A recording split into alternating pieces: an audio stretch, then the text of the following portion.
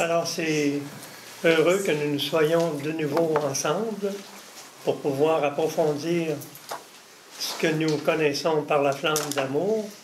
Ça va nous amener à des considérations tout à fait époustouflantes aujourd'hui parce qu'on va être surpris de constater qu'on possède un statut qu'on ne soupçonne pas.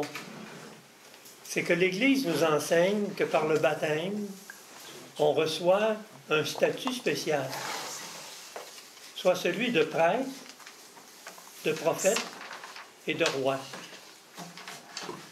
Si on pense au statut de prêtre que nous avons, évidemment, il y a une différence entre le prêtre qui a une responsabilité ministérielle et le prêtre avec un sacerdoce commun qui est donné à tous ceux qui sont baptisés.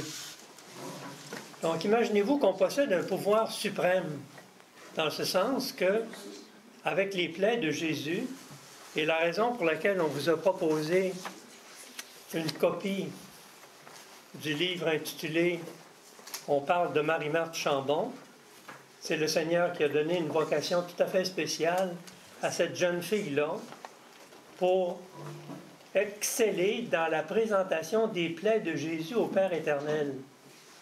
On va s'apercevoir qu'on possède une arme inestimable et que souvent on n'en est pas conscient.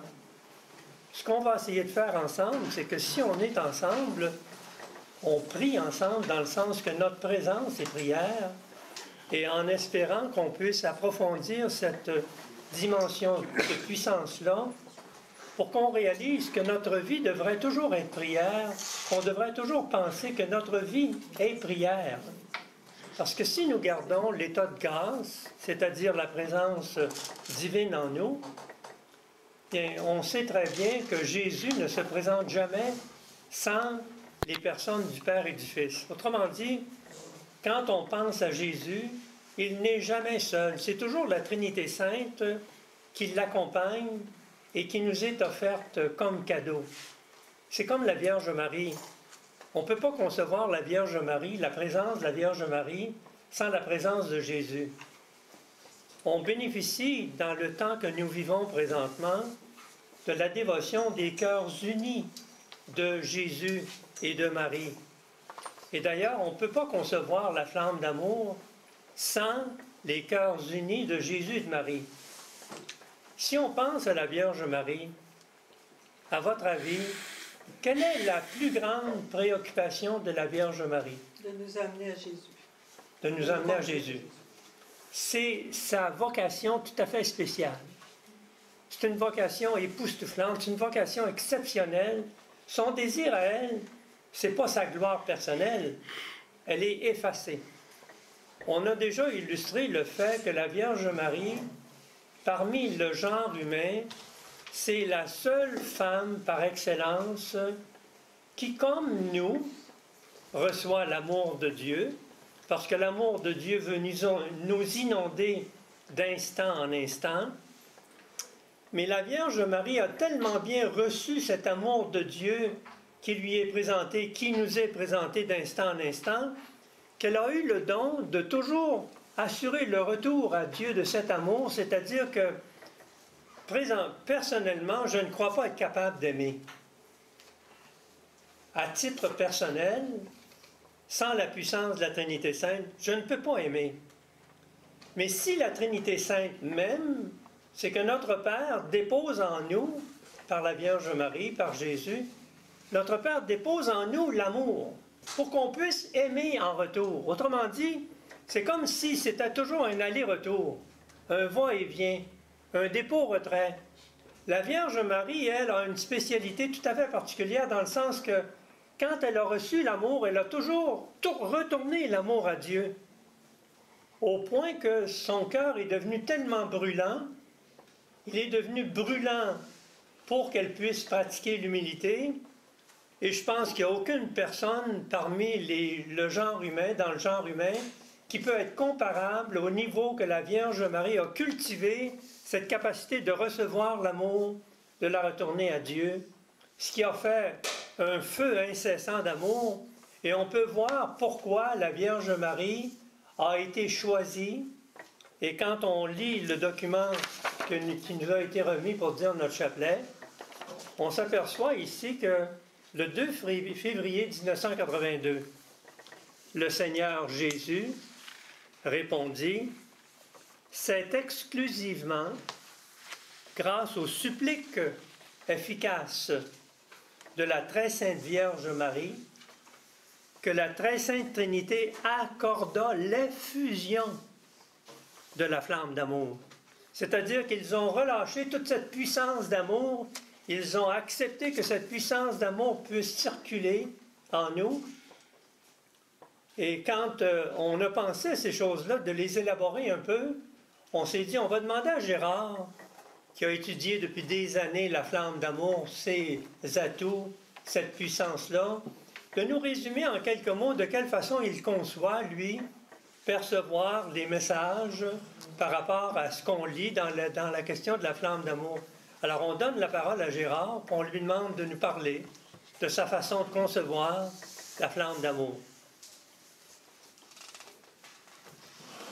La flamme d'amour, moi je le vois dans cette grâce spéciale que le ciel nous a donnée pour aveugler le malin.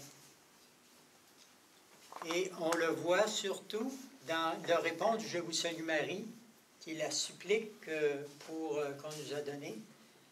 Répandez l'effet de grâce pour aveugler le malin. Et on retrouve cet aveuglement aussi lorsqu'on regarde la Sainte Messe, qui est la messe, on sait que l'Eucharistie, c'est la plus grande force qu'on connaît dans l'humanité. Il n'y a pas plus grand événement, plus grand, qui peut se passer dans une journée, dans l'univers, que la célébration d'une Sainte Messe.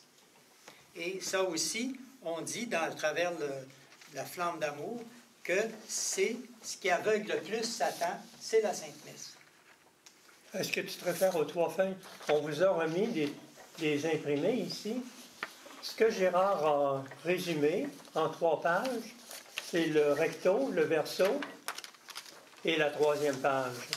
Donc, c'est ça qui est en train d'illustrer ou d'élaborer? Oui, oui. Donc, on peut se référer à ce document-là. Tu vas nous indiquer à quel endroit on peut trouver le commentaire que tu veux élaborer. Oui, alors, vous savez ici. Alors, la supplique. Voici les différentes manières d'aveugler Satan avec la flamme d'amour du cœur immaculé de Marie. Où est-ce qu'on lit ça, là? Alors, ça, c'est au début du document en haut.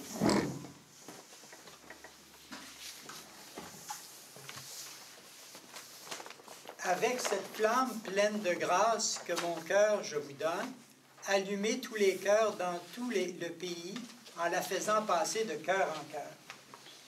Voilà le miracle qui, en se transformant en incendie, par son éclat aveuglera Satan. Voici le feu d'amour d'union que j'ai obtenu du Père éternel par les mérites des plaies de mon très saint Fils. Alors, naturellement, vous voyez, ce qui suit, c'est la prière que Jésus nous a donnée.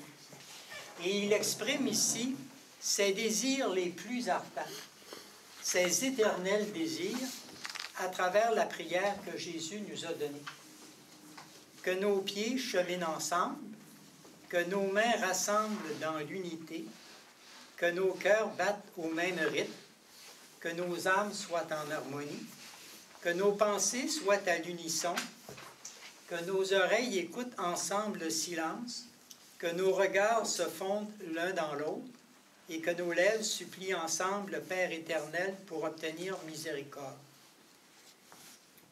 En caractère gras, un peu plus bas, cette prière est un instrument entre vos mains qui, en collaborant avec moi de cette manière, Satan sera aveuglé par cette prière aussi. Et à cause de sa cécité, les âmes ne seront pas induites au péché. Alors, vous voyez qu'il y a des différentes manières d'aveugler Satan. Alors, on peut énumérer. La première, c'est le répondre « Je vous salue Marie ». Le deuxième, c'est la prière de Jésus qu'on vient de lire. La troisième chose, c'est la très sainte messe, qui est la plus grande prière pour aveugler le malin. Et une autre chose qui aide à aveugler le malin et nous demande d'offrir nos travaux pour la gloire de Dieu. Et ça complète un peu la journée de quelqu'un, la journée de prière et les travaux que l'on fait tout au long de la journée, qui ça aussi peut aveugler le malin. Alors, si on regarde dans le journal spirituel, on va tout de suite s'apercevoir qu'on nous parle d'aveugler le malin quand on récite le chapelet avec le répond. Mais quand on découvre plus en profondeur, on découvre justement cette prière de Jésus, la Sainte Messe et offrir nos travaux que l'on effectue durant la journée. Et ça veut dire qu'on aveugle le malin à tout moment. J'aimerais ça que tu nous expliques qu'est-ce que c'est que ça veut dire aveugler le malin. En fonction de quoi? Pourquoi? Aveugler quoi? Aveugler qui? Aveugler le malin, ça veut dire tout simplement que la personne pour qui on prie, le malin ne peut pas s'en approcher. Alors, si on est en prière pour quelqu'un qui est mourant, à ce moment-là, on a la certitude que le ciel empêche le malin de s'approcher de cette personne et à ce moment-là, la personne va recevoir les grâces nécessaires pour son salut. Sans être perturbé par le malin. Sans être perturbé par le malin. C'est-à-dire qu'il lui est défendu par la flamme d'amour qui l'aveugle. C'est ça. De tenter le malin ou d'induire en tentation, c'est-à-dire la personne pour qui on demande de l'aide ou pour qui on prie. C'est ça. Ça suscite quelque chose dans notre esprit, cette question-là? J'aimerais ça qu'on puisse comprendre quelle est la puissance qui nous est donnée par la prière pour la protection des âmes pour lesquelles on prie. Est-ce que ça nous donne un sentiment qu'il y a un pouvoir en nous que nous n'exploitons pas assez ou que nous n'exploitons pas suffisamment ou que l'on néglige ou dont on n'est pas tellement conscient? Est-ce que je me trompe? La puissance de sa grâce. La grâce qui est un don gratuit du ciel. Puis, surtout quand on invoque aussi, quand on récite, là, répandez l'effet de grâce de votre flamme d'amour sur toute l'humanité. Ça veut dire que c'est grand, là, parce que ça touche tout le monde. Hein? Fait que parce que si on revient à ce qu'on a commencé à stipuler tout à l'heure, de par le baptême, nous recevons le statut de prêtre, prophète et roi. Alors, si on prétend que la Vierge Marie n'a qu'une grande préoccupation qui est celle des âmes, est-ce qu'on est d'accord là-dessus? Qu'on peut prêter à la Vierge Marie une préoccupation spéciale pour le salut des âmes. Oui. C'est curieux parce que c'est la préoccupation majeure de Jésus. Est-ce qu'on est d'accord là-dessus? Oui. Jésus n'a qu'une seule préoccupation. Plaire à notre Père. Dieu le Père a confié à Jésus des âmes dont nous sommes. Et le mandat de Jésus, sa tâche, c'est de sauver les âmes que Dieu lui a confiées. Et si on veut avoir la preuve, on l'a dans le chapitre 17, Saint Jean, où Jésus nous explique que tout lui a été confié par le Père, c'est-à-dire des âmes spécifiques ont été confiées à Jésus par le Père pour que Jésus, par son entremise, assure le salut de ces âmes-là. C'est bien ce qu'on lit dans la prière, hein, ce que Jésus fait. Donc, tout ça pour dire que la Vierge Marie a la même préoccupation que celle de Jésus, qui est celle de sauver les âmes. Bon, pourquoi est-ce que Jésus, qui est prêtre, prophète et roi, partage avec nous son sacerdoce royal pour nous rendre prêtres, prophètes et rois? Est-ce que ce n'est pas pour que nous partagions, nous aussi, cette préoccupation du salut des âmes? Est-ce que nous en sommes conscients?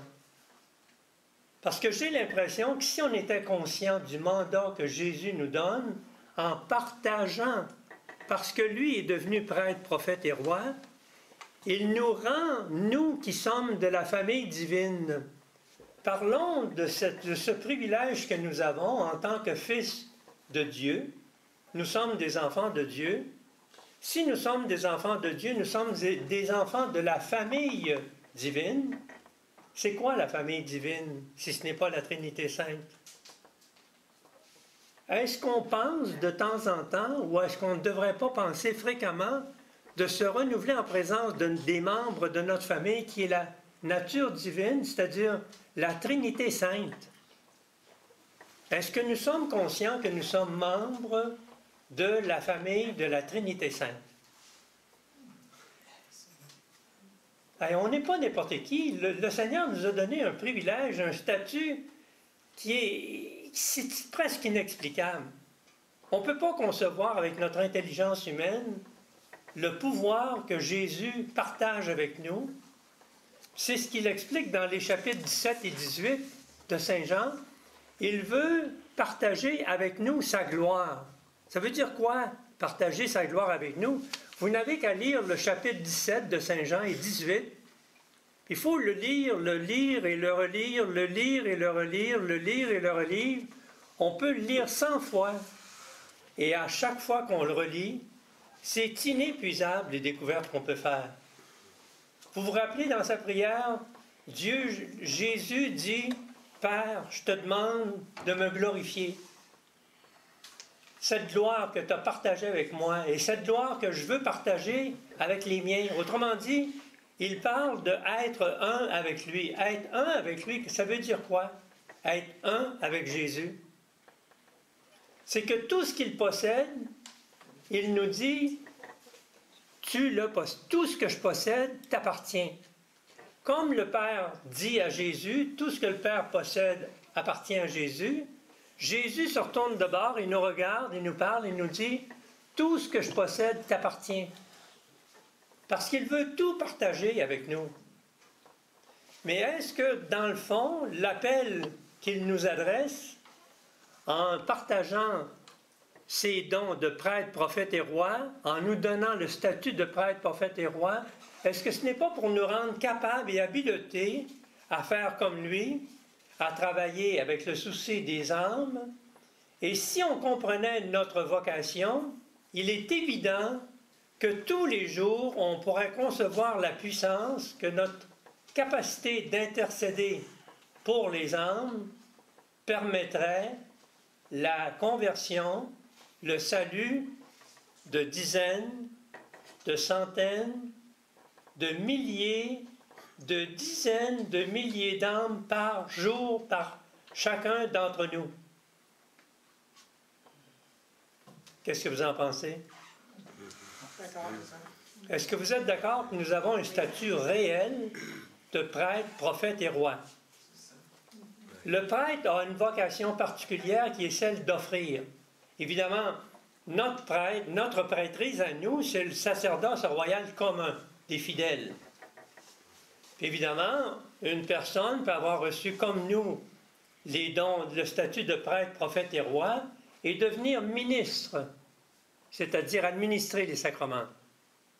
Ça, ce n'est pas à notre portée, puis c'est nettement supérieur à nous, mais nous avons le même pouvoir d'offrir, c'est-à-dire que l'offrande est le cœur du devoir d'un prêtre que nous sommes.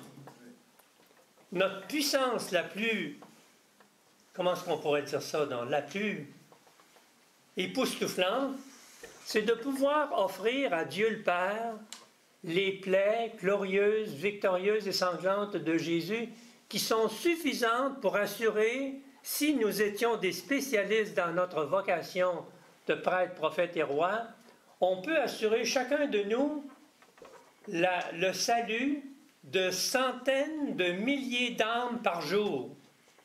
On s'arrête là-dessus?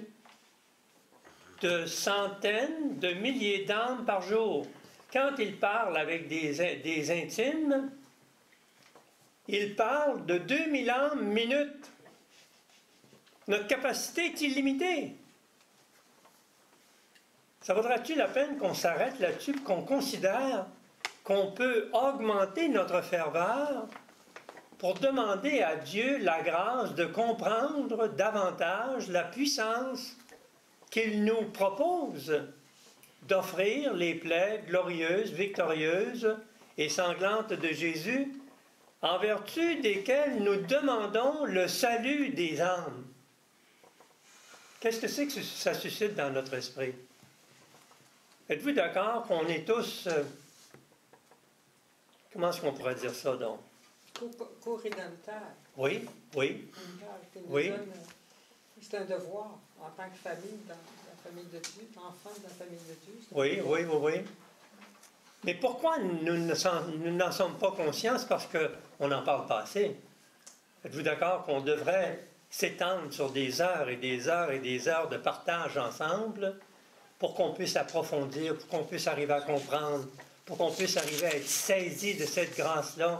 Mais si on revient à l'essence de notre prière, c'est que dans le fond, on ne réalise pas que tout est gratuit. Tout est gratuit. Croyez-vous qu'une personne comme moi puisse s'assurer le salut éternel sans la grâce de Dieu? Non. Puis-je prier sans la grâce de Dieu? Sans Dieu, on n'est rien. On n'est rien. Mais la bonne nouvelle est la suivante. Le Seigneur nous rappelle que nous sommes des serviteurs inutiles. Mais moi, je trouve que c'est une merveilleuse nouvelle, c'est une nouvelle époustouflante dans le sens que c'est comme s'il disait, vois-tu, sachant d'avance que tu es un serviteur inutile, je veux tout faire en toi, par toi et pour te donner le crédit. Autrement dit, si on prie pour 100 individus, par exemple, et que notre prière est sincère, profonde et ardente, parce qu'on le demande à Jésus par ses mérites, les mérites de ses saintes plaies, il se met à l'œuvre et il assure le salut de ces âmes-là et il nous donne le crédit, comme si c'était nous qui étions responsables de leur salut. C'est assez fort, un peu? Nous autres, tout ce qu'on fait, c'est de lui demander d'avoir pitié des âmes pour lesquelles on prie. Puis lui, parce que notre prière est sincère, ardente et profonde, il la prend au sérieux, il fait le travail, il assure le salut de l'âme, et il dit à l'âme, ça c'est grâce à un tel qui a prié pour toi. C'est-tu extraordinaire un peu? Voyez-vous notre sens du statut prêtre, prophète et roi? Prêtre pour offrir. Quand on parle d'être agréé comme prêtre, ça veut dire que quand nous prions le Seigneur, Dieu le Père, Dieu le Fils et l'Esprit Saint, non seulement ils nous entendent, mais ils nous écoutent. Et ils ne demandent pas mieux que de satisfaire les vœux que nous exprimons face au salut des âmes. Ça se tient-tu, ça? Oui. Si on essaye de méditer sur l'amour infini de Dieu le Père, Dieu le Fils et Dieu l'Esprit Saint, on arrive à quoi? Est-ce qu'on est capable de comprendre l'ampleur de l'amour que Dieu peut nous manifester? Non. C'est impossible, hein? Impossible. On sait qu'il a donné sa vie, hein, il n'y a pas de plus grand amour que de donner sa vie pour ses amis. Il le fait. Hein. On sait combien, en même temps, douloureux a été son don. Hein, quand on connaît là, toutes les souffrances qu'il a dû endurer. Parce que, est-ce que quelqu'un parmi vous aurait entendu le Seigneur dire « Donnez-moi une âme disponible » selon ses goûts, là, selon ses qualificatifs, là, selon les qualités qu'il veut, là, et j'assure le salut du monde. Est-ce que quelqu'un a déjà entendu ça de la part de Jésus? Qu'il le ferait pour tout le monde, pour même une seule âme, oui. Il l'a dit dans les écrits de Louisa Picaret. Hein. Oui, puis il le dit à d'autres saints aussi. Oui, Gérard? Dans la flamme d'amour, il dit pour une âme, pour la sauver, il serait prêt à venir et à souffrir 1000 fois plus. Ça, c'est dans notre document de la flamme d'amour. Il n'y a pas besoin de revenir. Il a déjà tout fait. Une fois pour toutes, pour tous. C'est ça. Puis le dépôt, ce sont les plaies glorieuses, victorieuses et sanglantes de Jésus qui sont suffisantes pour assurer le salut de tout le genre humain de tous les temps. Mais c'est comme s'il venait dire vous n'avez pas compris encore. Je vais revenir une autre fois. Il faut-tu que je revienne une autre fois? Est-ce qu'il faut que je revienne une autre fois? Mais c'est vrai que non, il ne reviendra pas une autre fois. Mais c'est vrai que je n'ai pas compris la raison pour laquelle c'est tellement immense, c'est tellement grand, c'est tellement illimité que nous n'avons qu'une petite idée de la réalité. Mais si on essaye d'approfondir notre statut, prêtre, prophète et roi, prophète c'est quoi? Ça veut dire que légitimement, Dieu veut nous révéler des commentaires divins, des commentaires du ciel. Il veut nous tenir des propos qui sont divins. Dans certains cas, il nous propose de les entendre, et dans certains cas, celui qui l'entend a le devoir de les repasser à d'autres et de les annoncer aux autres. Roi, c'est que Dieu nous dit que dans la situation où nous sommes, il nous a donné tous les moyens pour pouvoir régner sur notre cœur, notre esprit, notre corps et notre âme. Qu'est-ce que c'est que ça nous dit, ça? Prêtre, prophète et roi. Prêtre, offrir. Prophète, entendre des commentaires divins, entendre des révélations. Dans certains cas, les répandre. Et roi, régner sur l'être humain que nous sommes au niveau de l'âme, du cœur, de l'esprit et du corps. Ça veut dire que nous possédons une puissance en nous de prière qui nous permettrait de demeurer purs d'une façon constante et permanente, parce que quand une personne a un désir profond, sincère et ardent de pureté, savez-vous quel est le geste que Jésus pose? C'est lui-même qui garde l'âme dans la paix, dans la pureté. C'est lui qui se charge de faire le nécessaire par-dessus ce que nous faisons pour nous garder sans péché et sans possibilité de commettre le péché. Mais évidemment, c'est difficile à croire quand on entend de ces choses-là pour la première fois ou qu'on n'a pas suffisamment entendu parler. Mais est-ce qu'on peut penser à l'amour infini de Dieu? Si son amour est infini, où c'est que ça finit? Il n'a pas de fin. Oui, Gérard? D'ailleurs, l'âme est infinie, est éternelle. Parce que c'est une créature de Dieu.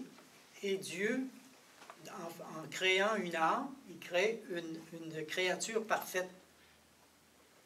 Qu'en rentrant dans la nature humaine, est affectée par le péché. Mais toute âme créée par Dieu est éternelle. Elle va vivre pour l'éternité, que ce soit dans le bien ou dans le mal. Mais c'est pour ça sa préciosité, parce que c'est une création de Dieu. Alors c'est une création divine, en ce qui touche l'âme. Est-ce qu'on peut dire en plus, Gérard, que Dieu, en créant notre âme, lui donne une parcelle de la vie divine, une parcelle de Dieu lui-même, qui est unique en chacun de nous. Chacun de nous possédons une dimension unique à nous seuls, que Dieu nous donne. Il nous donne une parcelle de sa divinité.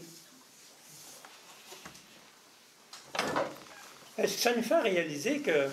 Et pour montrer sa puissance, c'est que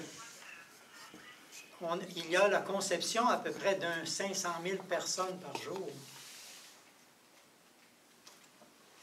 Alors le Père éternel crée de sa divinité à peu près 500 000 âmes par jour.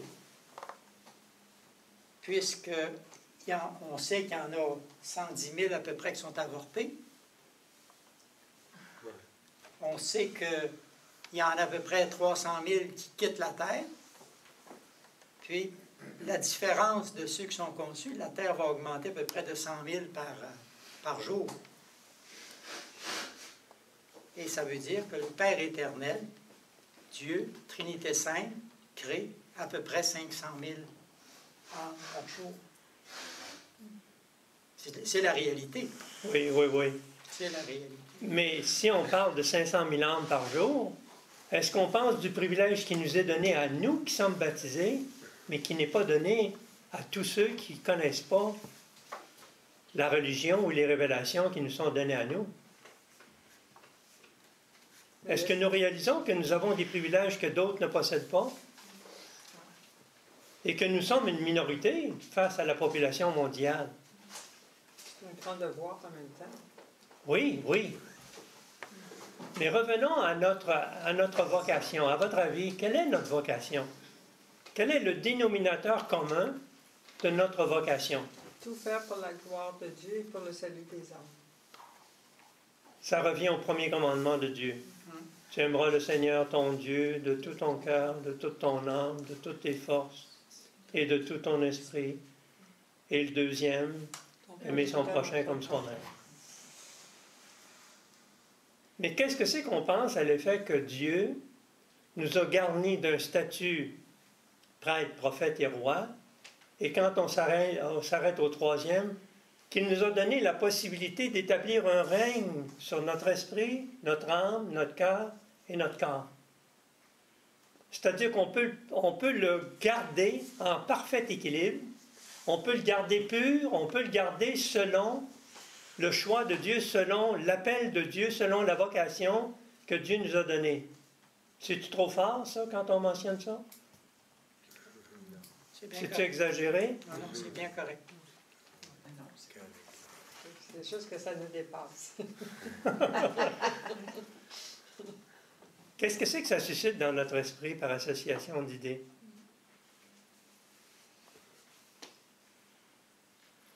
Qui, quoi, quand, comment, pourquoi ou combien, ça nous dit-tu quelque chose?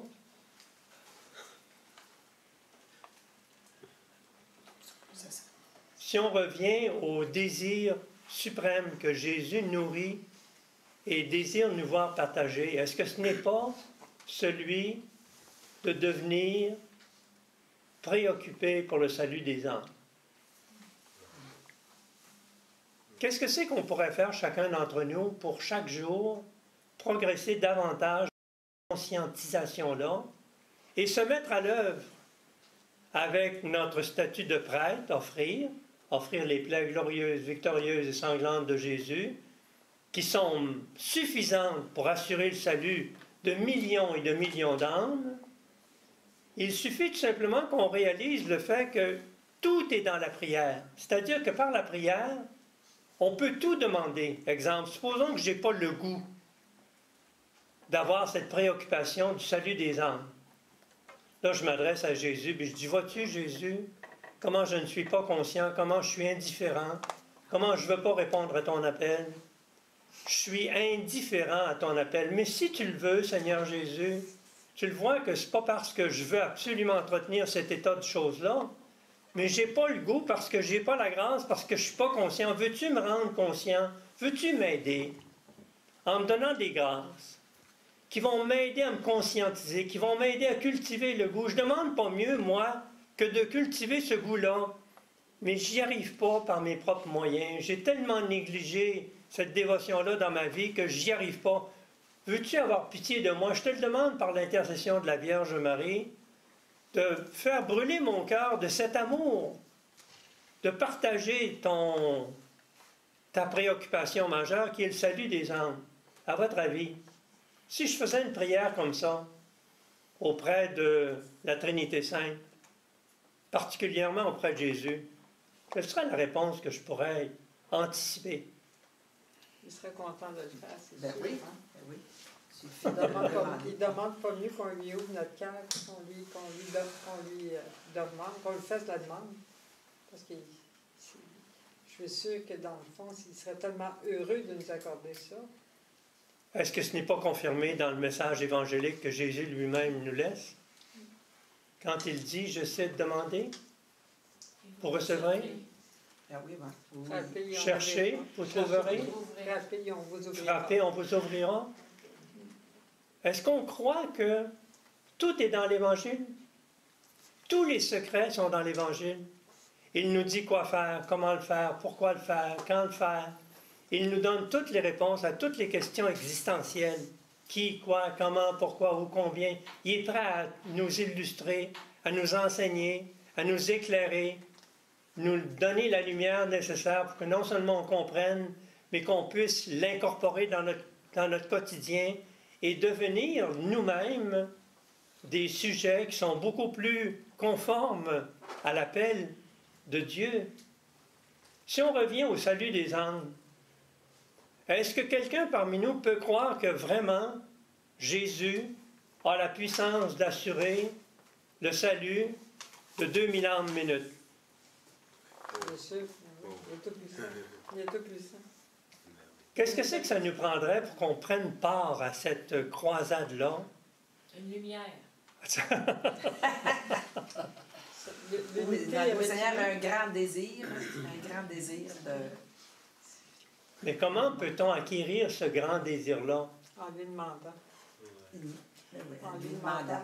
Comme il dit, vous n'avez encore rien demandé. Par sa grâce, par des prières. Peux-tu répéter ça, Christine? Par des efforts, par sa grâce et par des prières. Mais je suis bien limité dans mes efforts, Oui, Christine. c'est ça. C'est ça. C'est pour ça la prière. J'aurais dû la mettre en premier. Là. La prière d'abord, la grâce de Dieu et les efforts. Mais la prière d'abord, demandez quoi? Demander d'être capable de prier puis de D'avoir le désir, d'avoir ce désir-là. garder cette constance, cet objectif constant. Oui, c'est ça. La Bon. persévérance. Si on prie De vouloir ce une qu'il veut. secousse, puis on lâche tout ça, là. Mais dans le fond, est-ce que ce n'est pas encore cette question de 3 clés majeures? 1, mon problème devient l'objet de ma prière. Pourquoi garder le problème en moi quand je peux le donner au Seigneur? 2, demander au Seigneur un cœur d'enfant. Je n'ai pas un cœur d'enfant, Seigneur. C'est incroyable. J'aimerais ça avoir un cœur d'enfant, mais je ne suis pas capable. Tu veux-tu m'aider, Seigneur, à te demander, montre-moi comment te demander, par l'intercession de la Vierge Marie, un cœur d'enfant. J'aimerais tellement ça que tu me donnes un cœur d'enfant. 3, vivre en vérité avec moi-même, avec les autres et avec Dieu le Père, Dieu le Fils, Dieu l'Esprit Saint.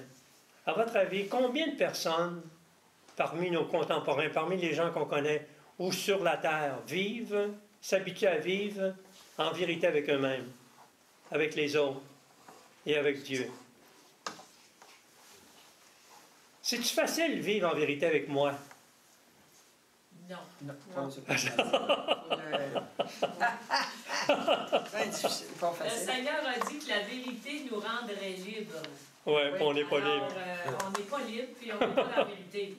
Alors, Il est la vérité. Donc, c'est Mais pourquoi est-ce que c'est si difficile de vivre dans la vérité? parce qu'on est coupé de lui, c'est notre volonté humaine qui fait obstacle. Qui fait obstacle. C'est curieux parce que quand tu parles de volonté humaine, C'est ça. le Seigneur nous explique dans le livre qui vous est remis, là, que celui qui fait sa volonté devient un ennemi de la croix. Parce que vouloir faire sa volonté, mais c'est évidemment le fait qu'on refuse de faire la volonté de Dieu. Est-ce qu'on est d'accord là-dessus? Comme Adam et Ève ont fait. On a les conséquences. Mais qu'est-ce que c'est qu'on pourrait ajouter? Comment peut-on procéder pour devenir des apôtres vigilants qui ne pensent qu'à une chose, préoccupation, le salut des âmes? Qu'est-ce que c'est qu'on pourrait faire? Comment est-ce qu'on pourrait procéder? De quelle façon est-ce qu'on pourrait réfléchir, penser, prier? Qu'est-ce que c'est qu'on devrait faire pour que ça devienne un objectif majeur dans notre vie personnelle, de chacun d'entre nous? Désirer sa volonté, sa divine volonté. Désirer, puis lui remettre la nôtre pour qu'il la transforme. Mais c'est pas facile, ça, Non, mais Jocelyne. comme vous dites, mon problème devient l'objet de ma prière. L'abandon complet. Hein? Mais je suis pas capable de C'est m'abandonner, ça. moi. C'est ça qui est difficile. Il faut qu'il le fasse en nous. Je suis tellement imbu de moi-même, je suis pas capable de m'abandonner.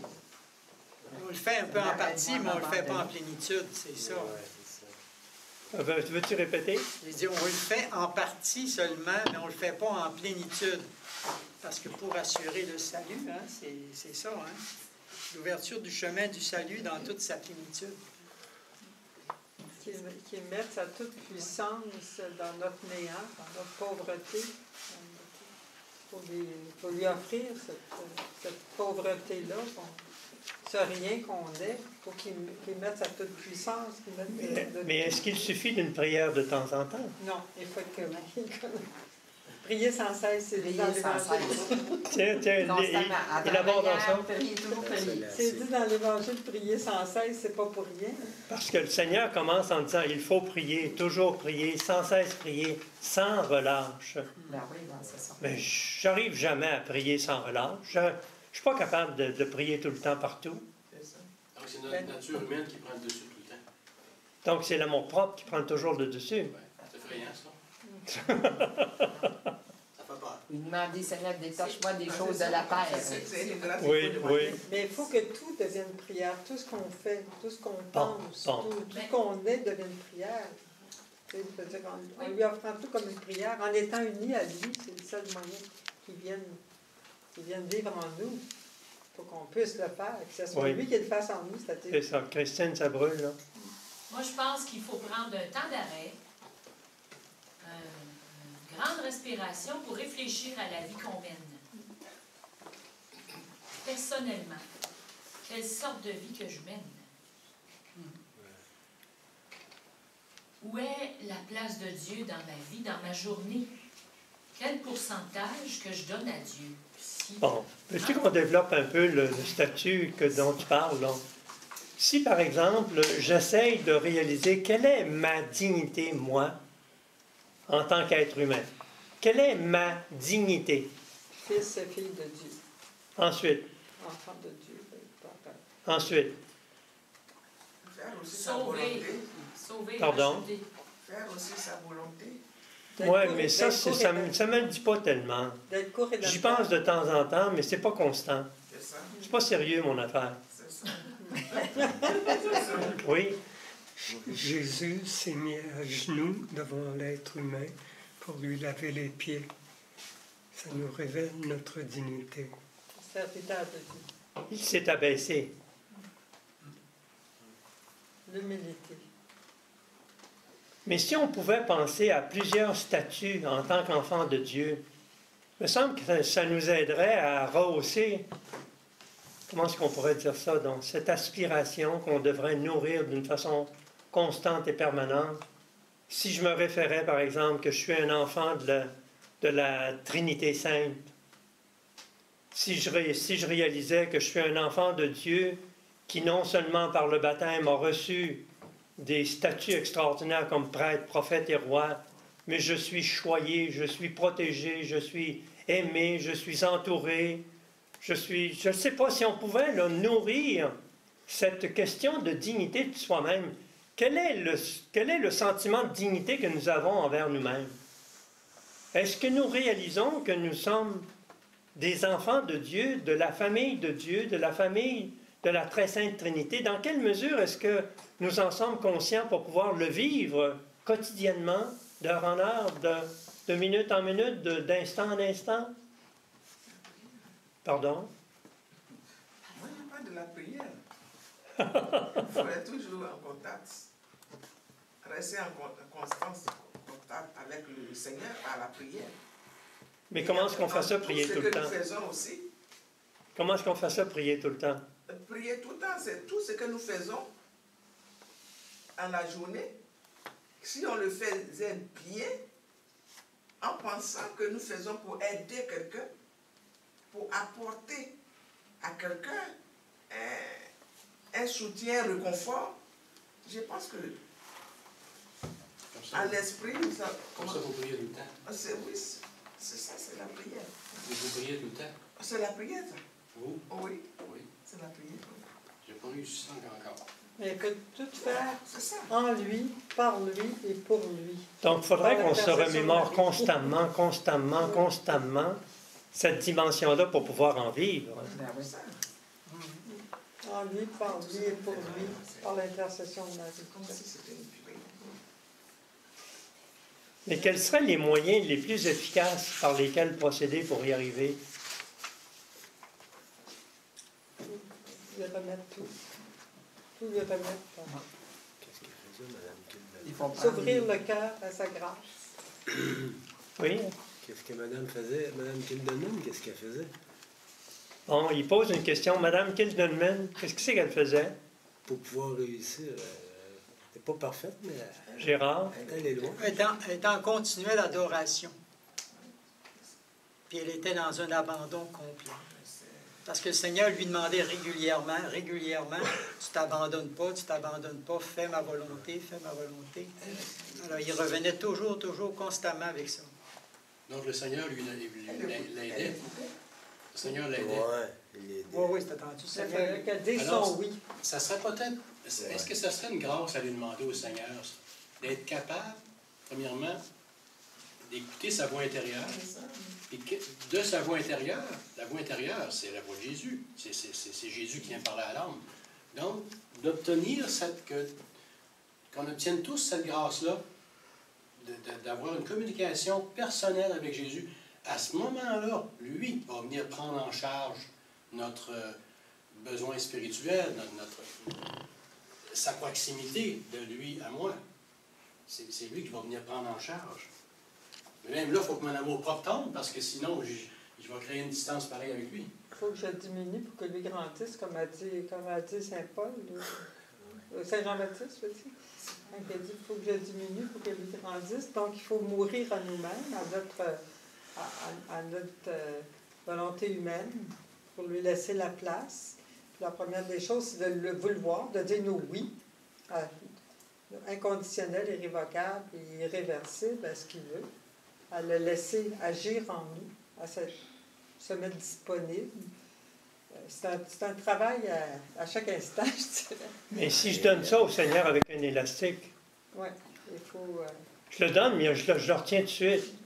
C'est un peu notre façon de procéder. J'y donne, mais je le retiens. Mais il nous a donné des moyens. Il nous a donné des moyens, comme vous dites, la prière, les sacrements. Hein, c'est pas rien, l'Eucharistie, le sacrement de réconciliation, la prière, il nous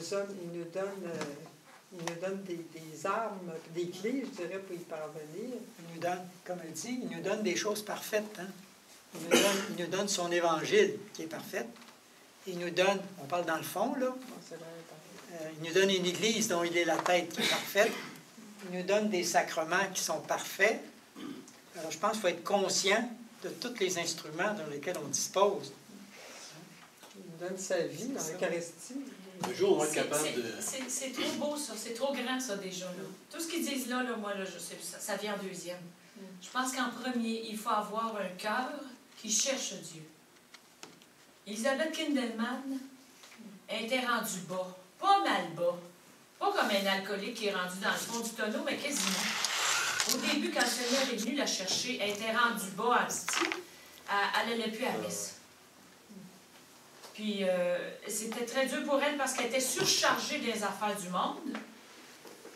Elle était accaparée par son rôle de mère veuve, mais elle était tellement écrasée par ça qu'elle n'avait plus le temps de prier. Elle n'avait plus le goût.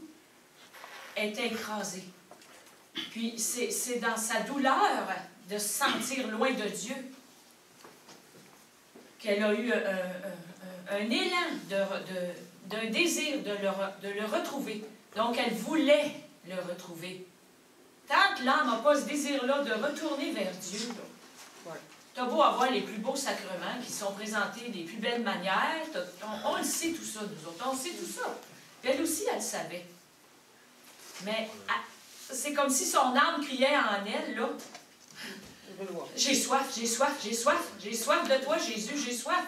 Puis c'est ça qui a plu à Jésus. C'est qu'elle avait mal.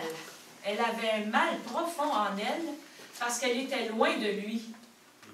Puis elle s'anéantissait devant lui.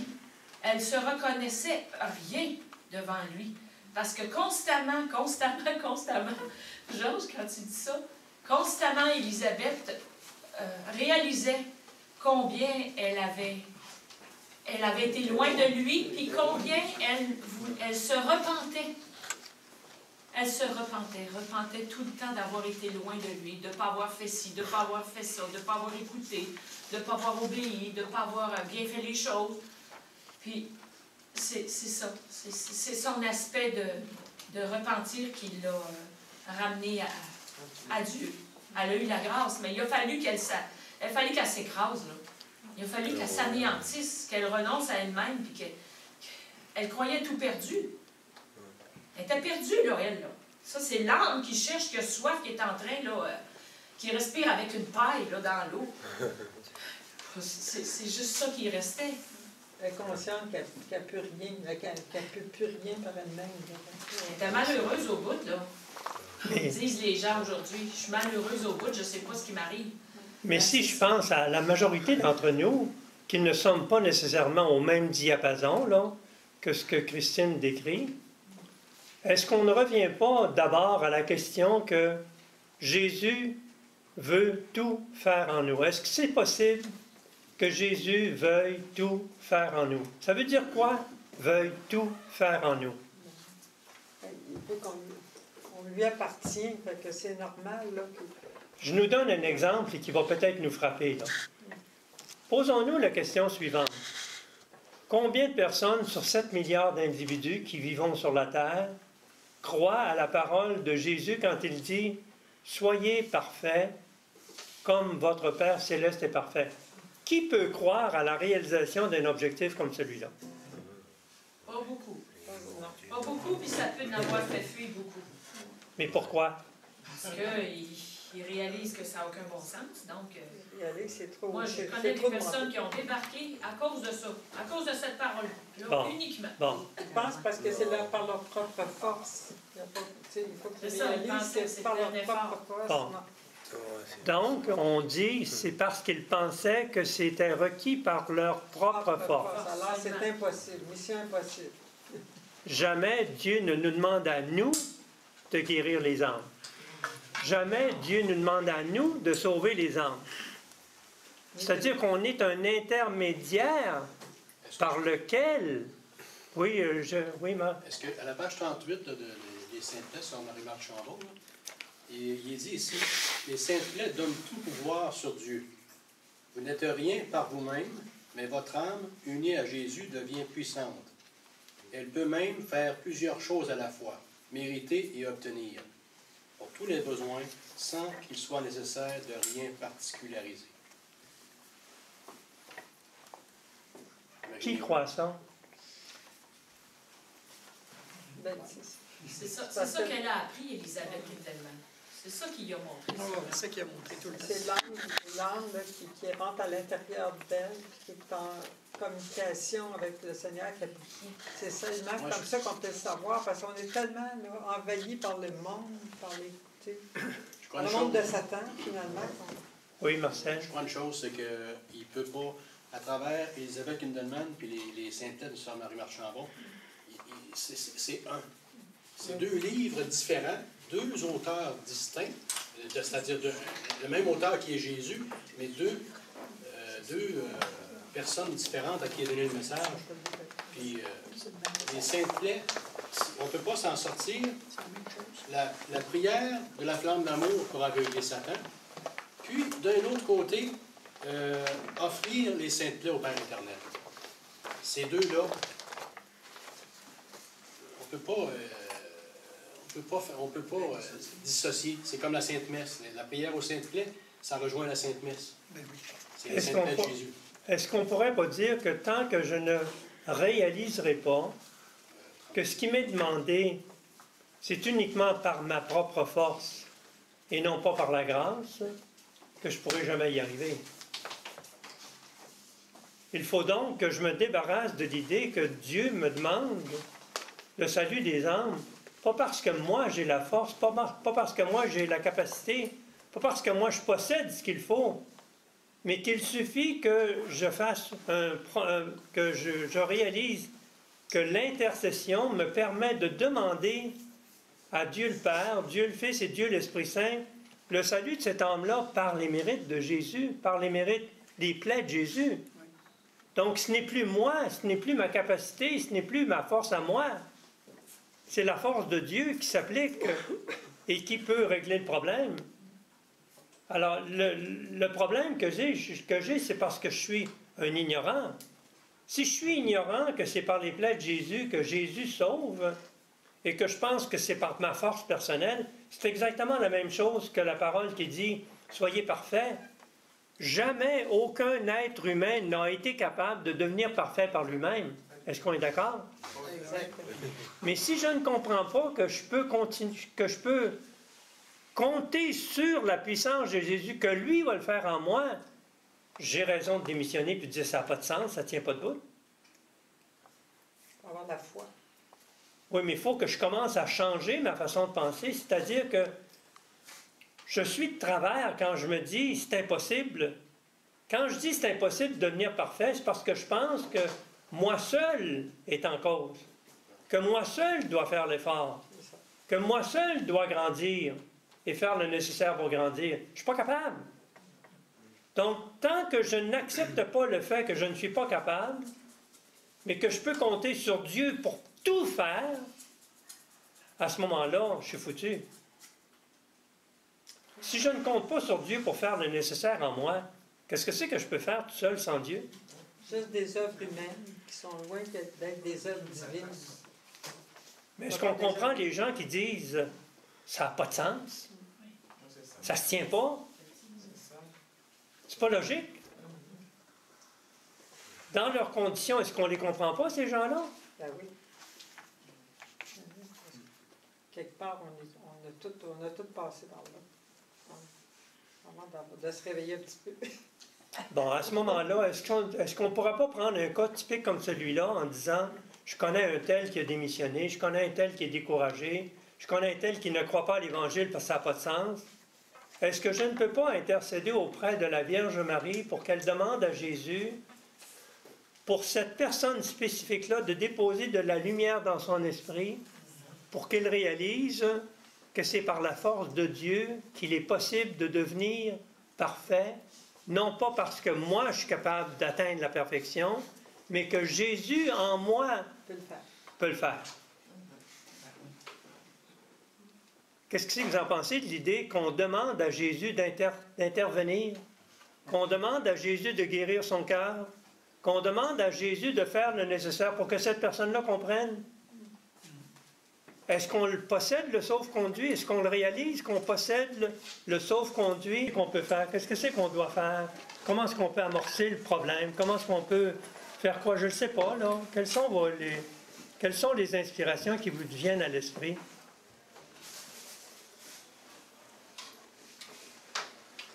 Est-ce que quelqu'un aimerait commencer?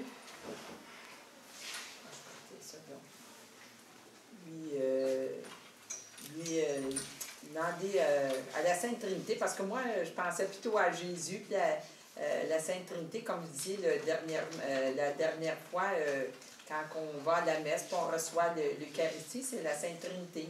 De leur demander, en tout cas, ce grand désir-là de la prière, je pourrais dire ça, de la présence constante dans la prière, dans le travail, dans ce que nous faisons dans notre journée, hein? D'être en contact avec lui, puis demander l'Esprit Saint aussi qui vienne, et puis avoir un grand désir de prier pour toutes les âmes. Des fois, on prie personnellement pour certaines personnes, pour nous autres, pour être personnellement pour les autres aussi, puis pour toute l'humanité. Mais c'est curieux, je l'entends parler, puis je me dis, il est en train de nous parler des 3 dons qui nous sont donnés en tant que prêtre, prophète et roi, le don de piété, le don d'offrande et le don d'intercession. Elle nous parle d'intercession, elle nous parle de piété, prier, demander, prier, intercéder. Curieux, hein, son langage, là. C'était vraiment en fonction de prêtre, prophète et roi. Intercéder, on reçoit les dons de piété, d'offrande et d'intercession. Mais le problème, c'est que si on ne le pratique pas, ça se peut-tu qu'on le perde? Oui. Autrement dit, moins on le fait, moins on veut le faire, plus c'est difficile, plus c'est compliqué. Mais plus on le fait, plus on veut le faire, plus c'est facile, moins c'est compliqué.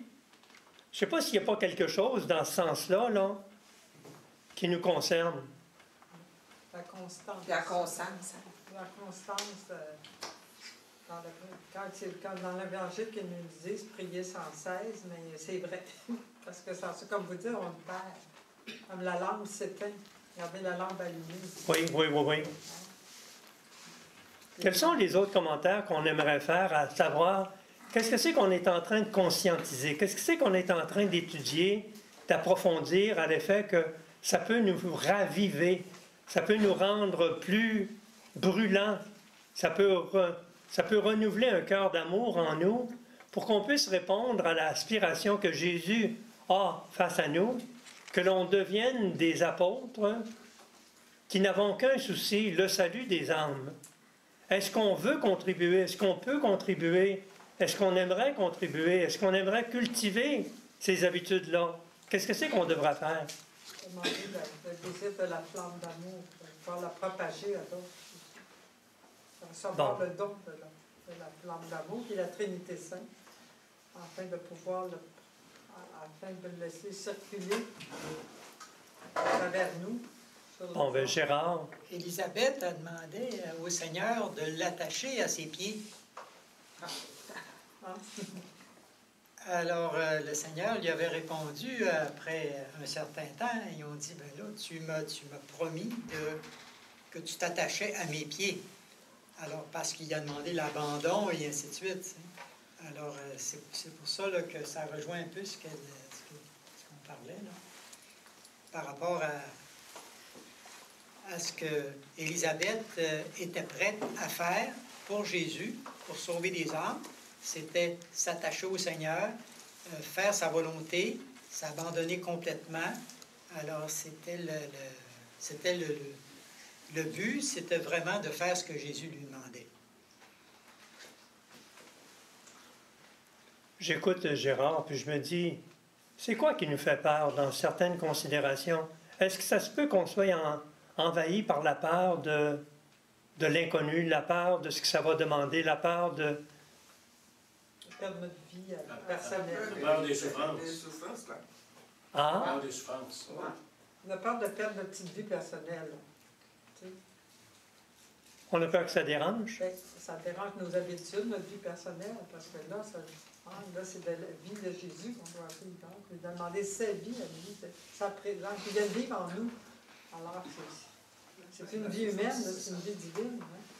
Alors, il faut abandonner, il faut dire oui à laisser notre vie humaine, notre volonté humaine pour ça.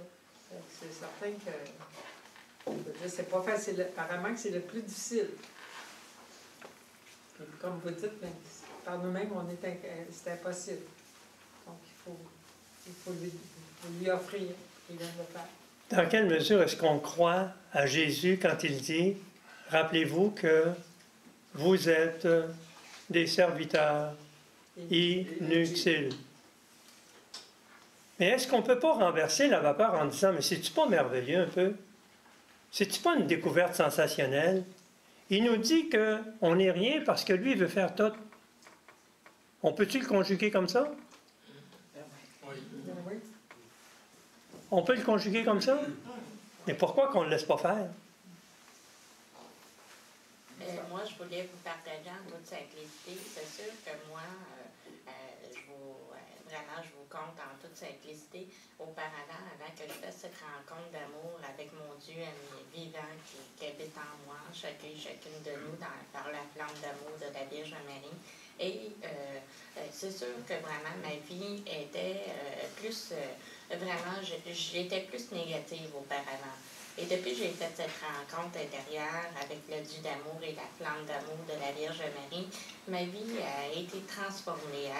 Il y a plus de positif et même la manière que je m'exprime, la manière que face à mon dialogue et tout cela, il y a eu vraiment beaucoup de merveilles qui s'est passé. C'est grâce à Dieu, grâce à la flamme d'amour de la Vierge Marie. Et vraiment, il y a eu beaucoup d'amélioration. Même dans mon état de santé, je vous donne un exemple, moi j'ai une santé au niveau vraiment du côté médical, ils disent que c'est une maladie incurable, mais qu'est-ce que je vis? Et c'est sûr que je sais qu'avec le Seigneur, la flamme d'amour de la Vierge Marie, Il y a des guérisons qui se passent de l'âme et du cœur tout d'abord, et sur l'aspect physique, ça va de mieux en mieux, et je le confirme parce que moi, de mon bord, ça va de mieux en mieux. Ce qui m'étonne dans ce qu'elle a dit, c'est qu'il y a d'abord la guérison du cœur. Je pense qu'elle a commencé par le bon bout, hein? Dans le fond, à votre avis, quelle place prend le cœur dans nos vies? Ah, il prend toute la place. Parce qu'il y a tous les êtres humains là, sur la Terre, on ne vit qu'en fonction de l'amour. Si on n'est pas aimé, tout commence à aller de travers. Et c'est toute la dimension de l'amour. On a soif d'amour à tout instant. D'ailleurs, quand on parle, puis on dit, ben, je bois pas cette eau-là parce que je l'aime pas, lui, je lui parle pas parce que je l'aime pas, l'autre, ça, je prends ça parce que j'aime ça. C'est toujours ce qui est dans la bouche des gens quand ils parlent. Toujours en fonction de l'amour. Mais Gérard, ce que je trouve contradictoire, pas dans ce que tu dis, mais dans ce que tu nous fais, dans ce que tu nous proposes, là, si l'amour de Dieu est gratuit, pourquoi est-ce qu'on le refuse? Parce que c'est un amour Parce que humain. ça peut satisfaire tout l'amour dont on a besoin. C'est un amour égoïste à ce moment-là. Donc, à ce moment-là, c'est pas de l'amour. On parle d'amour, mais c'est pas le On véritable utilise le terme amour, mais c'est pas de l'amour. C'est pas de l'amour que dans le fondement là, de l'amour. Ce ne sera pas de la luxure de la pensée, la luxure des désirs, oui. La luxure des sentiments, la luxure des émotions. Ça. Autrement dit, l'être humain prend tellement de place qu'il n'y a plus de place pour Dieu. C'est ça, on mélange les deux, là. Mais est-ce qu'on a raison de dire qu'en dehors de l'amour de Dieu, il n'y a pas d'amour? C'est ça. C'est de la haine. C'est ça. Dégoûter, c'est souvent de s'accaparer, oui. posséder, s'accaparer, oui. se tourner vers soi. Alors que la conversion, c'est tourner vers bon. Alors, si je suis tourné vers moi, pourquoi est-ce que j'exercerai une puissance d'attraction sur l'amour? Je la refuse après ma barre. C'est qu'il y a tellement de place que je prends quand je suis tourné vers moi qu'il n'y a plus de place pour rien d'autre. Ça vient-tu du cœur, ça? Mais on le voit dans l'Évangile avec Jésus quand il dit faut que vous soyez comme des enfants. Alors, on sait bien que lorsqu'on approche un enfant de 3-4 ans, puis qu'il nous regarde avec un grand sourire, c'est qu'on sent qu'en lui, c'est un être d'amour. Puis là, c'est pas de l'amour faké, comme on dit. Hein? C'est un amour vrai. Il te fait un beau sourire, là. Alors, là, on sent que Dieu a mis dans chaque être de l'amour. Puis tout à coup, après un certain âge, là, on perd petit à petit cette dimension de l'amour qu'on se trouve à mélanger avec le véritable amour. Hein? Comment devrait-on procéder pour se laisser aimer par Dieu tel qu'il l'entend? Tel qu'il le désire? S'abandonner à lui. Mais je ne suis pas capable de m'abandonner, moi. Comme vous dites, ça revient, mon problème devient l'objet de ma prière. Il faut pas l'oublier, toujours se mettre le plus possible, prendre le temps d'être en sa présence, hein, dans l'adoration, les sacrements, la prière. Il y a un combat à mener, hein? On commence à connaître ton truc. C'est un bon truc. C'est un bon truc. Êtes-vous d'accord qu'il y a un combat à mener, hein? Oui, un combat, c'est sûr. Un combat continu. Est-ce qu'on est d'accord que la personne, mon plus grand ennemi, je le rencontre dans le miroir le matin? Dieu veut dire, donc, il ne devrait pas avoir de l'obéissance un peu dans ça, là. Hein, quand on a des combats, là. Il faudra répéter, là. J'ai dit, quand on a des combats comme ça, là, puis le Seigneur nous appelle, nous interpelle, là, j'ai dit, il faudrait peut-être avoir de l'obéissance, quelque chose. Je ne sais pas, bien, de l'obéissance. Être à l'écoute. Être à l'écoute, oui, c'est ça. Ça se peut-tu que le Seigneur nous dise qu'il nous parle tout le temps, mais on n'écoute pas? Oui. Oui. Oui. Il y a des fois, c'est un bruit extérieur qui nous accapare. Il y a des fois, ça ne tente pas du tout d'écouter. Hein? Regardons ça! Regardons ça!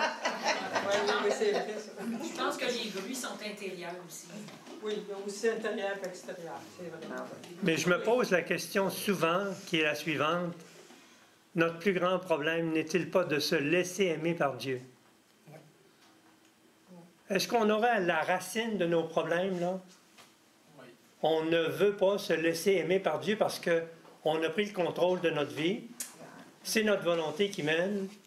Puis avant que j'abandonne ma volonté, oh, monsieur, ça va me prendre tout un équipement, puis toute une capacité, hein, avant de renoncer à ma volonté propre. En plus, c'est qu'on ne le connaît pas, on n'en est pas bien instruit. Comme Jésus se plaignait que la jeunesse dans le monde ne le connaît même pas. Alors, comment voulez-vous qu'on fasse la volonté de quelqu'un quand on ne le connaît pas suffisamment pour s'abandonner à lui? C'est ça. Il y a un début, le connaître, l'aimer, le servir. Mais dans le fond, Gérard, si on reprend on recoupe tes paroles, on ne le connaît pas. Est-ce que la raison pour laquelle on ne le connaît pas, c'est parce qu'on veut pas le connaître? On n'a Parce pas que- d'excuses, nous. Nous n'avons pas d'excuses. Bon. Nous Mais- sommes ici. Mais même ici, Pas facile, là, cette Mais faut excuse. le même savoir. ici, là, Les jeunes ne le connaissent pas, c'est correct, ils ont des raisons pour ça. Mais nous autres, on n'a pas les mêmes raisons qu'eux. là. tu veux dire que nous autres, on est responsables si on Ben, l'ignore. on a un pas en avant de plus qu'eux, là. La Ah oui. génération qui est ici rassemblée dans la salle en général. Là. Ben oui, nous autres, on a Georges Couture. On a perdu Oh, le début. On a- Ah, il veut nous distraire, là. Non, non, c'est pas le point central, Gérard, là. Non, C'est on pas a le point perdu central. nos illusions de notre volonté humaine aussi. On a déjà- Mais il faut le vouloir, par exemple. Il faut vraiment le vouloir et dire oui. Je suis pas capable de C'est pas vouloir. facile, Je suis non. pas capable de vouloir. Ouais, mais comme vous dites, on a la recette. C'est-à-dire qu'il le fasse en nous. Parce que, tu sais, mais il faut le vouloir, ça. Il faut vouloir lui dire qu'il prenne la place. Il faut vouloir accepter d'être disponible et de céder. Parce qu'on a parlé la semaine dernière de 3 clés maîtresses. On va se poser la question cet après-midi. Dans quelle mesure sont-elles maîtresses? 1. Mon problème.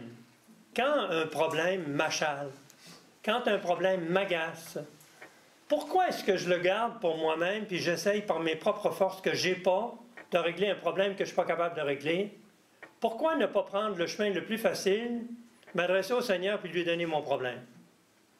Mais pourquoi je ne le fais pas? Parce que ça fait tellement longtemps que je vis avec ce problème-là, là, qu'il fait 1 et 1 avec moi. Hein? Puis, Mais c'est curieux parce que ce que Christine dit, je rencontrais récemment un individu que je connais très bien, puis il comprend les principes, il sait quoi faire, comment le faire. Puis je lui ai dit, toi, là, tu le sais que ça marche? Pourquoi tu ne le demandes pas? Il dit, c'est parce que je sais que ça marche et je ne veux pas que ça marche.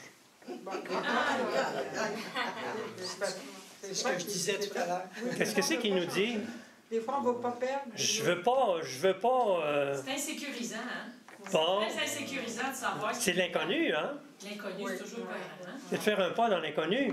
Bon, pourquoi est-ce que nous avons de la difficulté de faire un pas dans l'inconnu? Je vais nous proposer un commentaire qui va nous insulter, là, parce qu'on n'a pas la foi. C'est ça. Voulez-vous que j'établisse le bien fondé? La foi se cultive principalement en faisant un pas dans l'inconnu.